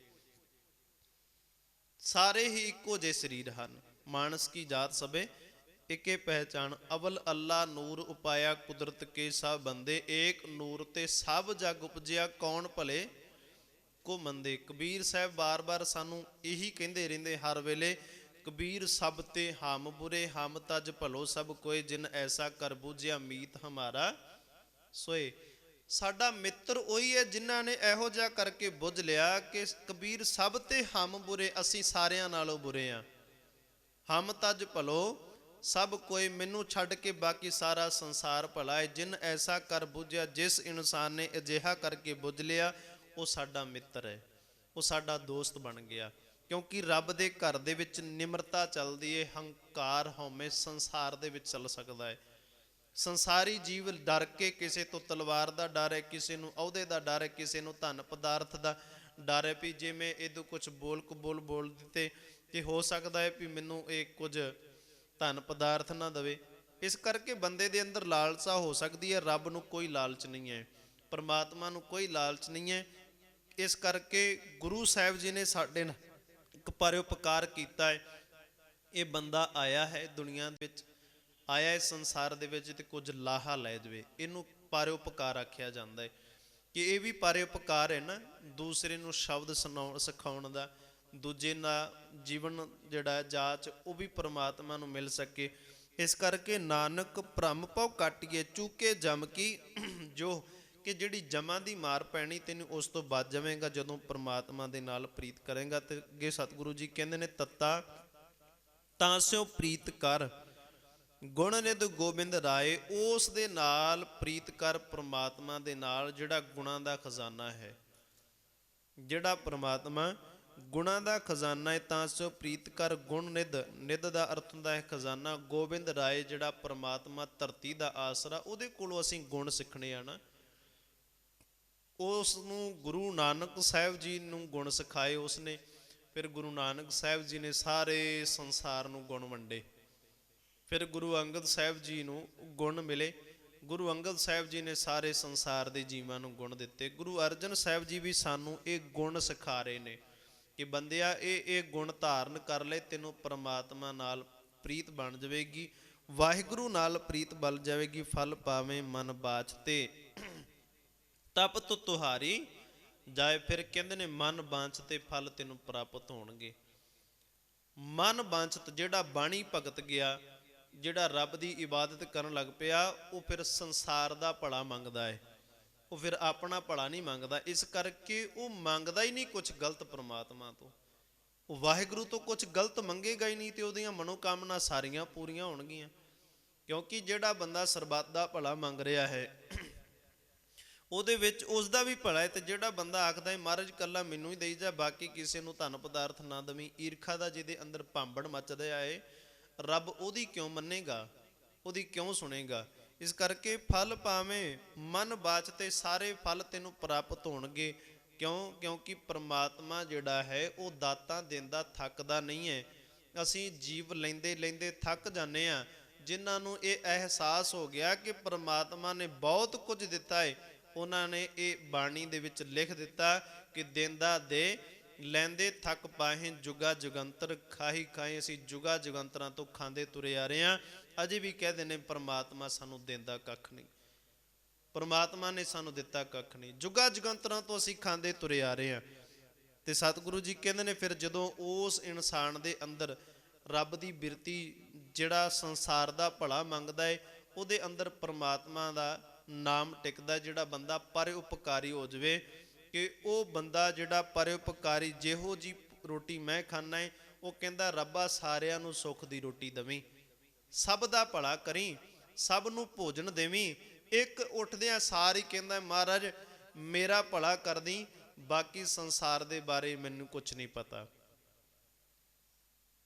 ਤੇ ਸਤਿਗੁਰੂ ਜੀ ਕਹਿੰਦੇ ਨੇ ਸਿੰਪਲ ਜਿਹਾ ਤਰੀਕਾ ਹੈ, ਧਨ ਪਦਾਰਥ ਤਾਂ ਤੈਨੂੰ ਰੱਬ ਦੇ ਹੀ ਰਿਹਾ ਹੈ। ਜੇ ਤੇਰੇ ਅੰਦਰ ਲਾਲਸਾ ਬਣ ਗਈ ਹੈ ਮੇਰੀ ਸੰਸਾਰ ਦੇ ਵਿੱਚ ਸ਼ੋਭਾ ਆ ਜਾਵੇ, ਤੇ ਐਂ ਕਰਿਆ ਕਰ, ਸਾਧ ਸੰਗਤ ਦੇ ਵਿੱਚ ਆਇਆ ਕਰ। ਤੇ ਇਸ ਹਉਮੈ ਨੂੰ, ਜੇ ਕੋ ਆਪਣੀ ਸ਼ੋਭਾ ਲੋਰੇ ਸਾਧ ਸੰਗ ਇਹ ਹਉਮੈ ਛੋਰੇ। ਜੇ ਕੋਈ ਸ਼ੋਭਾ ਚਾਹੁੰਦਾ ਹੈ ਆਪਣੀ, ਤਾਂ ਸਾਧ ਸੰਗਤ ਦੇ ਵਿੱਚ ਆਣ ਕੇ ਹਉਮੈ ਨੂੰ ਛੱਡ ਦੇਵੇ। ਸਾਧ ਸੰਗਤ ਦੀ ਮਹਾਨਤਾ ਕਿਉਂ ਹੈ? ਉਹ ਇਸ ਕਰਕੇ ਵੀ ਜਦੋਂ ਸਾਧ ਸੰਗਤ ਦੇ ਵਿੱਚ ਆਉਣੇ ਅਸੀਂ, ਇਹ ਨਹੀਂ ਕਿ ਜੇ ਅਸੀਂ ਹਉਮੈ ਕਰਦੇ ਹਾਂ ਤੇ ਸਾਰੇ ਸੰਸਾਰ ਦੇ ਜੀਵ ਹੀ ਹਉਮੈ ਕਰਦੇ ਹੋਣਗੇ। ਜਦੋਂ ਅਸੀਂ ਇੱਥੇ ਆਉਣੇ ਆ, ਪਤਾ ਨਹੀਂ ਕਿੰਨੇ ਨੀਵੇਂ ਹੋ ਕੇ ਲੋਕ ਸੇਵਾ ਕਰਨ ਵਾਲੇ ਨੇ, ਕਿੰਨੇ ਨੀਵੇਂ ਹੋ ਕੇ ਲੋਕ ਸੇਵਾ ਕਰਨ ਵਾਲੇ ਨੇ। ਵੇਖੋ, ਭਾਵੇਂ ਕਿ ਇੱਕ ਆਮ ਗੱਲ ਹੈ ਔਰ ਖਾਸ ਵੀ ਹੈ। ਕਿ ਜਦੋਂ ਕੋਈ ਵੀ ਇਨਸਾਨ ਜਾਂ ਕੋਈ ਵੀ ਸ਼ਰਧਾਲੂ ਸੇਵਾ ਕਰਦਾ ਕਰਦਾ ਸਾਡੇ ਜੋੜੇ ਫੜ ਕੇ ਆਪਣੇ ਮੱਥੇ ਨੂੰ ਲਾਉਂਦਾ ਨਾ, ਤਾਂ ਅਸੀਂ ਸੋਚ ਲੈਂਦੇ ਹਾਂ ਵੀ ਮੱਥੇ ਨੂੰ ਲਾ ਰਿਹਾ ਹੈ ਜੋੜੇ, ਪਰ ਅਸਲ ਦੇ ਵਿੱਚ ਉਹਦੀ ਨਿਮਰਤਾ ਕਿੰਨੀ ਹੈ। ਜਿਹੜਾ ਇੱਥੇ ਝਾੜੂ ਲਾਉਂਦਾ ਪਿਆ ਹੈ ਉਹਦੀ ਨਿਮਰਤਾ ਕਿੰਨੀ ਹੈ। ਜਿਹੜਾ ਇੱਥੇ ਪੋਚਾ ਲਾ ਰਿਹਾ ਹੈ ਗੁਰੂ ਘਰ ਆਣ ਕੇ, ਉਹਦੀ ਨਿਮਰਤਾ ਕਿੰਨੀ ਹੈ। ਇੱਥੇ ਜਿਹੜਾ ਬਾਣੀ ਪੜ੍ਹ ਕੇ ਤੇ ਸਾਧ ਸੰਗਤ ਨੂੰ ਰੱਬ ਦਾ ਰੂਪ ਸਮਝ ਕੇ ਸਿਰ ਝੁਕਾ ਰਿਹਾ, ਕਿੰਨੀ ਨਿਮਰਤਾ ਉਹਦੇ ਅੰਦਰ। ਇਸ ਕਰਕੇ ਸਾਧ ਸੰਗਤ ਦੇ ਵਿੱਚ ਆ ਕੇ ਵੇਖ ਕਿੰਨੇ ਧਨਵਾਨ ਲੋਕ ਸੇਵਾ ਕਰਦੇ ਪਏ ਨੇ, ਕਿੰਨੇ ਵਿਦਿਆ ਦੇ ਬਲੀ ਇੱਥੇ ਸੇਵਾ ਕਰਦੇ ਪਏ ਨੇ, ਕਿੰਨੇ ਅਜਿਹੇ ਲੋਕ ਨੇ ਜਿਨ੍ਹਾਂ ਨੂੰ ਰੱਬ ਨੇ ਬਹੁਤ ਕੁਝ ਦਿੱਤਾ ਉਹ ਸੇਵਾ ਕਰਦੇ ਪਏ ਨੇ, ਤੇ ਕਿੰਨੇ ਹੀ ਅਜਿਹੇ ਲੋਕ ਨੇ ਜਿਨ੍ਹਾਂ ਕੋਲ ਹੈ ਕੁਝ ਨਹੀਂ ਫਿਰ ਵੀ ਆ ਦਿੰਦੇ ਮਹਾਰਾਜ ਤੇਰਾ ਦਿੱਤਾ ਬਹੁਤ ਕੁਛ ਹੈ। ਸਾਧ ਸੰਗਤ ਦੇ ਵਿੱਚ ਆ, ਇੱਥੇ ਤੈਨੂੰ ਹਰ ਇੱਕ ਤਰੀਕੇ ਦਾ ਸੰਸਾਰ ਦਾ ਜੀ ਮਿਲੇਗਾ। ਸਾਧ ਸੰਗਤ ਦੇ ਵਿੱਚ ਤੈਨੂੰ ਸਿੱਖਣ ਨੂੰ ਕੁਝ ਮਿਲੇਗਾ, ਤੇ ਇੱਥੋਂ ਤੇਰੀ ਤਪਤ ਜਿਹੜੀ ਹੈ ਨਾ, ਅੰਦਰ ਦਾ ਜਿਹੜਾ ਸੀਨਾ ਤਪਦਾ ਹੈ ਤੇਰਾ, ਉਹ ਖਤਮ ਹੋ ਜਾਏਗਾ। ਤਰਾਸ ਮਿਟੇ ਜਮ ਪੰਥ ਕੀ ਜਾਸ ਬਸੇ ਮਨ ਨਾਉ। ਮਹਾਰਾਜ ਕਹਿੰਦੇ ਫਿਰ ਜਦੋਂ ਤੇਰੇ ਹਿਰਦੇ ਦੇ ਵਿੱਚ ਪਰਮਾਤਮਾ ਦਾ ਨਾਮ ਵਸ ਗਿਆ ਨਾ, ਫਿਰ ਜਮਾਂ ਦਾ ਜਿਹੜਾ ਭੈ ਹੈ ਨਾ ਉਹ ਖਤਮ ਹੋ ਜਾਣਾ ਹੈ। ਜਮਾਂ ਦਾ ਜਿਹੜਾ ਭੈ ਉਹ ਖਤਮ ਹੋ ਜਾਏਗਾ। ਜਾਸ ਬਸੇ ਮਨ ਨਾਉ, ਜਦੋਂ ਹਿਰਦੇ ਦੇ ਵਿੱਚ ਪਰਮਾਤਮਾ ਦਾ ਨਾਮ ਵਸ ਗਿਆ, ਗਤ ਪਾਵੇਂ ਮਤ ਹੋਏ ਪ੍ਰਗਾਸ, ਉਦੋਂ ਫਿਰ ਕਹਿੰਦੇ ਨੇ ਗਤ ਹੀ ਪਾ ਲਵੇਂਗਾ ਤੇ ਮਤ ਦੇ ਵਿੱਚ ਪ੍ਰਕਾਸ਼ ਹੋ ਜਾਏਗਾ। ਪ੍ਰਕਾਸ਼ ਹੋ ਜਾਏਗਾ ਮਤ ਦੇ ਵਿੱਚ, ਜਿਸ ਨੂੰ ਗੁਰੂ ਸਾਹਿਬ ਜੀ ਕਹਿੰਦੇ ਨੇ ਗਿਆਨ ਅੰਜਨ ਗੁਰ ਦੀਆ, ਅਗਿਆਨ ਅੰਧੇਰ ਵਿਨਾਸ਼, ਨਾਨਕ ਹਰ ਕਿਰਪਾ ਤੇ ਸੰਤ ਭੇਟਿਆ। ਕਹਿੰਦੇ ਨੇ ਫਿਰ ਜਦੋਂ ਮਨ ਦੇ ਵਿੱਚ ਪ੍ਰਕਾਸ਼ ਹੋ ਗਿਆ ਨਾ, ਹਰ ਕਿਰਪਾ ਤੇ ਸੰਤ ਭੇਟਿਆ, ਮਨ ਦੇ ਵਿੱਚ ਪ੍ਰਕਾਸ਼ ਹੋ ਗਿਆ, ਹਨੇਰਾ ਦੂਰ ਹੋ ਗਿਆ। ਗਿਆਨ ਅੰਜਨ, ਅੰਜਨ ਦਾ ਅਰਥ ਹੁੰਦਾ ਹੈ ਜਿਵੇਂ ਆਪਾਂ ਸੁਰਮਾ ਪਾਉਣੇ ਆ ਅੱਖਾਂ ਦੇ ਵਿੱਚ, ਕਾਲਖ, ਗਿਆਨ ਦਾ ਸੁਰਮਾ ਸਤਿਗੁਰੂ ਨੇ ਦਿੱਤਾ। ਅਗਿਆਨ ਅੰਧੇਰ ਵਿਨਾਸ਼, ਅਗਿਆਨਤਾ ਦਾ ਹਨੇਰਾ ਦੂਰ ਹੋ ਗਿਆ, ਤੇ ਕਹਿੰਦੇ ਨੇ ਉਦੋਂ ਮਤ ਦੇ ਵਿੱਚ ਪ੍ਰਕਾਸ਼ ਹੋ ਗਿਆ ਕਿ ਇਸ ਸੰਸਾਰ ਦੇ ਵਿੱਚ ਰਹਿੰਦਿਆਂ ਇਹਨਾਂ ਜੀਵਾਂ ਦੇ ਉੱਤੇ ਪਰਉਪਕਾਰ ਕਰਦਿਆਂ ਪਰਮਾਤਮਾ ਨੂੰ ਮਿਲਣਾ ਹੈ। ਇਹਨਾਂ ਜੀਵਾਂ ਦੇ ਉੱਪਰ ਪਰਉਪਕਾਰ ਕਰਦਿਆਂ ਪਰਮਾਤਮਾ ਨੂੰ ਲੱਭਣਾ ਹੈ। ਗਤ ਪਾਵੇਂ ਮਤ ਹੋਏ ਪ੍ਰਗਾਸ, ਮਹਿਲੀ ਪਾਵੇਂ ਠਾਉ। ਕਹਿੰਦੇ ਨੇ ਫਿਰ ਤੇਰਾ ਇਸ ਸੰਸਾਰ ਦੇ ਵਿੱਚ, ਮਹਿਲ ਦੇ ਵਿੱਚ ਆਇਆ ਹੋਇਆ, ਇਸ ਘਰ ਦੇ ਵਿੱਚ ਆਇਆ ਹੋਇਆ ਸਫਲ ਹੈ। ਤਾਹੂ ਸੰਗ ਨਾ ਧਨ ਚੱਲੇ, ਗ੍ਰਹਿ ਜੋਬਨ ਨਾ ਰਾਜ। ਕਹਿੰਦੇ ਨੇ ਵੇਖ ਆ ਜਿਹੜੇ ਸੰਸਾਰ ਦੇ ਵਿੱਚ ਨਾ ਜੋਬਨ ਤੇਰੇ ਨਾਲ ਚੱਲੇਗਾ, ਜੋਬਨ ਜਵਾਨੀ ਜਿਹਦਾ ਤੂੰ ਮਾਣ ਕਰਦਾ ਹੈ, ਨਾ ਕੋਈ ਗ੍ਰਹਿ ਘਰ ਤੇਰੇ ਨਾਲ ਚੱਲੇਗਾ, ਨਾ ਹੀ ਜਿਹੜਾ ਤੂੰ ਰਾਜ ਸਿੰਘਾਸਨ ਸਥਾਪਿਤ ਕੀਤਾ ਹੈ ਉਹਨੇ ਤੇਰੇ ਨਾਲ ਚੱਲਣਾ ਹੈ। ਸਭ ਕੁਝ ਇੱਥੇ ਹੀ ਰਹਿ ਜਾਣਾ ਹੈ, ਕੁਝ ਵੀ ਨਾਲ ਨਹੀਂ ਜਾਣਾ। ਤੇ ਨਾ ਹੀ ਭਗਤ ਜਨ ਇਸ ਚੀਜ਼ ਦਾ ਮਾਣ ਕਰਦੇ ਨੇ, ਨਾ ਹੀ ਸੇਵਕ ਜਨ ਇਸ ਦਾ ਕੋਈ ਮਾਣ ਕਰਦੇ ਨੇ ਕਿ ਮੇਰੇ ਕੋਲ ਬਹੁਤ ਧਨ ਹੈ, ਮੇਰੇ ਕੋਲ ਬੜਾ ਧਨ ਪਦਾਰਥ ਹੈ। ਵੇਖੋ ਨਾ ਗੁਰੂ ਨਾਨਕ ਸਾਹਿਬ ਸੱਚੇ ਪਾਤਸ਼ਾਹ ਜੀ, ਉਹਨਾਂ ਦੇ ਕੋਲ ਪਹਿਲੇ ਜਦੋਂ ਪਿਤਾ ਨੌਕਰੀ ਕਰਦੇ ਨੇ, ਪਟਵਾਰੀ ਦਾ ਕੰਮ ਕਰਦੇ ਨੇ, ਤੇ ਬਾਦਸ਼ਾਹ ਵੱਲੋਂ ਉਹਨਾਂ ਨੂੰ ਜ਼ਮੀਨ ਵੀ ਦਿੱਤੀ ਹੋਈ ਹੈ, ਤੇ ਪਟਵਾਰ ਦਾ ਕੰਮ ਵੀ ਕਰਦੇ ਨੇ ਪਿਤਾ ਜੀ। ਇੱਥੋਂ ਤੱਕ ਘਰ ਦੇ ਵਿੱਚ ਦੁਕਾਨ ਵੀ ਪਾਈ ਹੋਈ ਹੈ, ਸਭ ਕੁਝ ਹੈ ਉਹਨਾਂ ਦੇ ਕੋਲ। ਦੁਕਾਨਦਾਰੀ ਦਾ ਵੀ ਚੰਗਾ ਉਹਨਾਂ ਨੂੰ ਧਨ ਆ ਰਿਹਾ ਹੈ, ਪਟਵਾਰ ਤੋਂ ਵੀ ਤਨਖਾਹ ਮਿਲਦੀ ਹੈ, ਔਰ ਖੇਤੀਬਾੜੀ ਵੀ ਕਰ ਰਹੇ ਨੇ। ਇੰਨਾ ਕੁਝ ਹੋਣ ਦੇ ਬਾਵਜੂਦ ਵੀ ਉਹਨਾਂ ਨੇ ਇਹਦੇ ਵਿੱਚ ਬਹੁਤਾ ਧਿਆਨ ਨਹੀਂ ਦਿੱਤਾ, ਇਸ ਦੇ ਵਿੱਚ ਬਹੁਤਾ ਕੁਝ ਜ਼ਿਆਦਾ ਧਿਆਨ ਨਹੀਂ ਦਿੱਤਾ। ਇਮਾਨਦਾਰੀ ਨਾਲ ਕੰਮ ਕਰਮ ਕੀਤਾ ਉਹਨਾਂ ਨੇ। ਜੇ ਦੁਕਾਨ ਚਲਾਈ ਉਹ ਵੀ ਇਮਾਨਦਾਰੀ ਨਾਲ, ਜੇ ਖੇਤ ਗਏ ਤੇ ਉੱਥੇ ਵੀ ਇਮਾਨਦਾਰੀ ਵਰਤੀ। ਇਸ ਤਰੀਕੇ ਦੇ ਨਾਲ ਕਹਿੰਦੇ ਨੇ, ਪਰ ਉਹਨਾਂ ਨੇ ਇਹ ਤੇ ਨਹੀਂ ਨਾ ਆਖਿਆ ਵੀ ਮੇਰੇ ਕੋਲ ਬਹੁਤ ਜ਼ਿਆਦਾ ਧਨ ਪਦਾਰਥ ਹੈ, ਸਗੋਂ ਕਿ ਆਪ ਭੁੱਖੜ ਭਾਣੇ ਰਹੇ। ਜ਼ਮੀਨ ਜਾਇਦਾਦ ਸਭ ਕੁਝ ਚੰਗੀ ਹੋਣ ਦੇ ਬਾਵਜੂਦ ਜਦੋਂ ਸੰਸਾਰ ਦੇ ਜੀਵਾਂ ਨੂੰ ਤਾਰਨ ਗਏ, ਕੋਹਾਂ ਕੋਹਾਂ ਰਸਤਾ ਤੁਰ ਕੇ ਚੱਲਦੇ ਰਹੇ ਨੇ। ਉਹ ਕਿੰਨਾ ਕਿੱਥੋਂ ਤੱਕ ਗਏ ਨੇ ਗੁਰੂ ਨਾਨਕ ਸਾਹਿਬ ਜੀ। ਮਰਦਾਨਾ ਜੀ ਦੇ ਨਾਲ ਜਦੋਂ ਇਤਿਹਾਸ ਪੜ੍ਹਦੇ ਹਾਂ, ਮਰਦਾਨਾ ਬਾਰ-ਬਾਰ ਕਹਿੰਦਾ ਬਾਬਾ ਭੁੱਖ ਲੱਗੀ ਹੈ, ਭੋਜਨ ਛਕਣਾ ਹੈ। ਗੁਰੂ ਨਾਨਕ ਸਾਹਿਬ ਸੱਚੇ ਪਾਤਸ਼ਾਹ ਜੀ ਨੂੰ ਫਿਰ ਆਖਦਾ, ਕਹਿੰਦਾ ਬਾਬਾ ਜਾਂ ਤਾਂ ਮੈਨੂੰ ਵੀ ਆਪਣੇ ਵਰਗਾ ਕਰ ਲੈ, ਨਾ ਮੈਨੂੰ ਭੁੱਖ ਵਿਆਪੇ ਨਾ ਦੁੱਖ ਵਿਆਪੇ, ਤੇ ਨਹੀਂ ਤਾਂ ਮੇਰਾ ਤਾਂ ਸਰੀਰ, ਮੈਨੂੰ ਭੁੱਖ ਲੱਗਦੀ ਹੈ, ਪਿਆਸ ਲੱਗਦੀ ਹੈ। ਇਸ ਕਰਕੇ ਗੁਰੂ ਸਾਹਿਬ ਜੀ ਆਪ ਵਿਚਾਰੇ ਕਿੱਥੋਂ ਕਿੱਥੋਂ ਤੱਕ ਜਾਂਦੇ ਰਹੇ, ਭਾਈ ਮਰਦਾਨਾ ਜੀ ਨੂੰ ਨਾਲ ਲੈ ਕੇ। ਕਿਉਂ? ਉਹਨਾਂ ਨੂੰ ਇਹ ਸੀ ਕਿ ਜਿਸ ਨਾਮ ਨੂੰ ਮੈਂ ਪ੍ਰਾਪਤ ਕੀਤਾ, ਇਸ ਸੰਸਾਰ ਦੇ ਜੀਵੀ ਪ੍ਰਾਪਤ ਕਰਕੇ ਆਪਣਾ ਪਾਰ ਉਤਾਰਾ ਕਰ ਸਕਣ। ਪਰਉਪਕਾਰ ਕੀਤਾ। ਸੰਤ ਸੰਗ ਸਿਮਰਤ ਰਹੋ ਇਹ ਤੁਹਾਰੇ ਕਾਜ। ਸਤ ਸੰਗਤ ਦੇ ਵਿੱਚ ਬੈਠ ਕੇ ਪਰਮਾਤਮਾ ਦਾ ਸਿਮਰਨ ਕਰਦੇ ਰਹੀਏ, ਇਹ ਆਪਣਾ ਕੰਮ ਹੈ। ਤਾਤਾ ਕਛੁ ਨਾ ਹੋਈ ਜੋ ਤਾਪ ਨਿਵਾਰੇ ਆਪ। ਕਹਿੰਦੇ ਨੇ ਫਿਰ ਆ ਜਿਹੜੇ ਕਲੇਸ਼ ਨੇ ਨਾ ਇਹ ਸਾਰੇ ਹੀ ਖਤਮ ਹੋ ਜਾਣਗੇ, ਜਿਹੜੇ ਸਾਡੇ ਆਪਣੇ ਅੰਦਰ ਨੂੰ ਦੁੱਖ ਦਿੰਦੇ ਨੇ। ਜਦੋਂ ਫਿਰ ਪਰਮਾਤਮਾ ਲੱਭ ਜਾਵੇ ਉਦੋਂ ਇਹ ਤਾਪ ਨਿਵਾਰੇ ਆਪ, ਪਰਮਾਤਮਾ ਨੇ ਆਪ ਹੀ ਸਾਡੇ ਅੰਦਰ ਦੇ ਤਾਪ ਖਤਮ ਕਰ ਦਿੰਦੇ ਨੇ, ਤਪਸ਼ ਖਤਮ ਕਰ ਦੇਣੀ ਹੈ।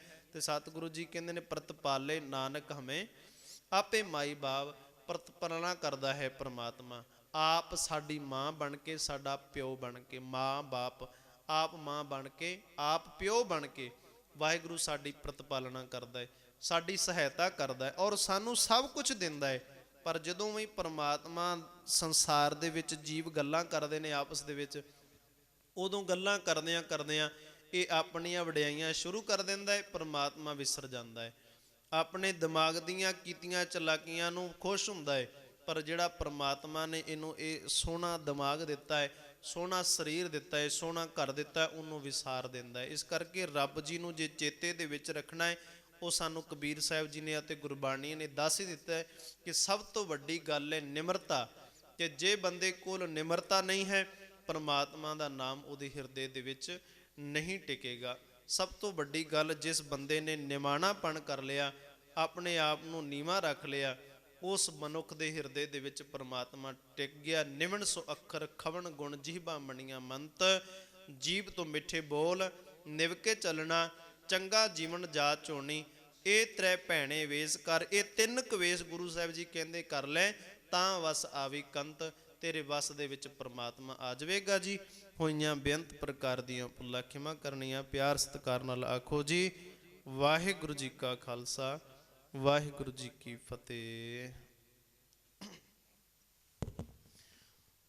ਧੰਨ ਵਾਹਿਗੁਰੂ ਸਾਹਿਬ ਜੀਓ। ਰਾਮ ਕਲੀ ਮਹਿਲਾ ਤੀਜਾ, ਆਨੰਦ ਇੱਕ ਓੰਕਾਰ। ਸਤਿਗੁਰ ਪ੍ਰਸਾਦ ਆਨੰਦ ਪਿਆ ਮੇਰੀ ਮਾਏ, ਸਤਿਗੁਰੂ ਮੈਂ ਪਾਇਆ, ਸਤਿਗੁਰ ਤਾਂ ਪਾਇਆ ਸਹਿਜ ਸੇਤੀ, ਮਨ ਵਜੀਆਂ ਵਾਧਾਈਆਂ। ਰਾਗ ਰਤਨ ਪਰਵਾਰ ਭਰੀਆਂ, ਸ਼ਬਦ ਗਾਵਣ ਆਈਆਂ, ਸ਼ਬਦੋ ਤਾਂ ਗਾਵੋ ਹਰੀ ਕੇਰਾ, ਮਨ ਜਿਨੀ ਵਸਾਇਆ। ਕਹੇ ਨਾਨਕ ਆਨੰਦ ਹੋਵਾ, ਸਤਿਗੁਰੂ ਮੈਂ ਪਾਇਆ। ਏ ਮਨ ਮੇਰਿਆ ਤੂੰ ਸਦਾ ਰਹੋ ਹਰ ਨਾਲੇ, ਹਰ ਨਾਲ ਰਹੋ ਤੂੰ ਮਨ ਮੇਰੇ, ਦੁਖ ਸਭ ਵਿਸਾਰਣਾ। ਅੰਗੀਕਾਰੋ ਕਰੇ ਤੇਰਾ ਕਾਰਜ ਸਭ ਸਵਾਰਣਾ, ਸਭਨਾ ਗੱਲਾਂ ਸਮਰੱਥ ਸੁਆਮੀ, ਸੋ ਕਿਉ ਮਨ ਵਿਸਾਰੇ। ਕਹੇ ਨਾਨਕ ਮਨ ਮੇਰੇ ਸਦਾ ਰਹੋ ਹਰ ਨਾਲੇ, ਸਾਚੇ ਸਾਹਿਬਾ ਕਿਆ ਨਹੀਂ ਕਰਤੇ ਰਹਿ। ਕਰਤਾ ਤੇਰੇ ਸਭ ਕਿਛ ਹੈ, ਜਿਸ ਦੇਹ ਸੋ ਪਾਵੇ। ਸਦਾ ਸਿਫਤ ਸਲਾਹ ਤੇਰੀ, ਨਾਮ ਮਨ ਵਸਾਵੇ। ਨਾਮ ਜਿਨ ਕੇ ਮਨ ਵਸਿਆ, ਵਾਜੇ ਸ਼ਬਦ ਕਨੇ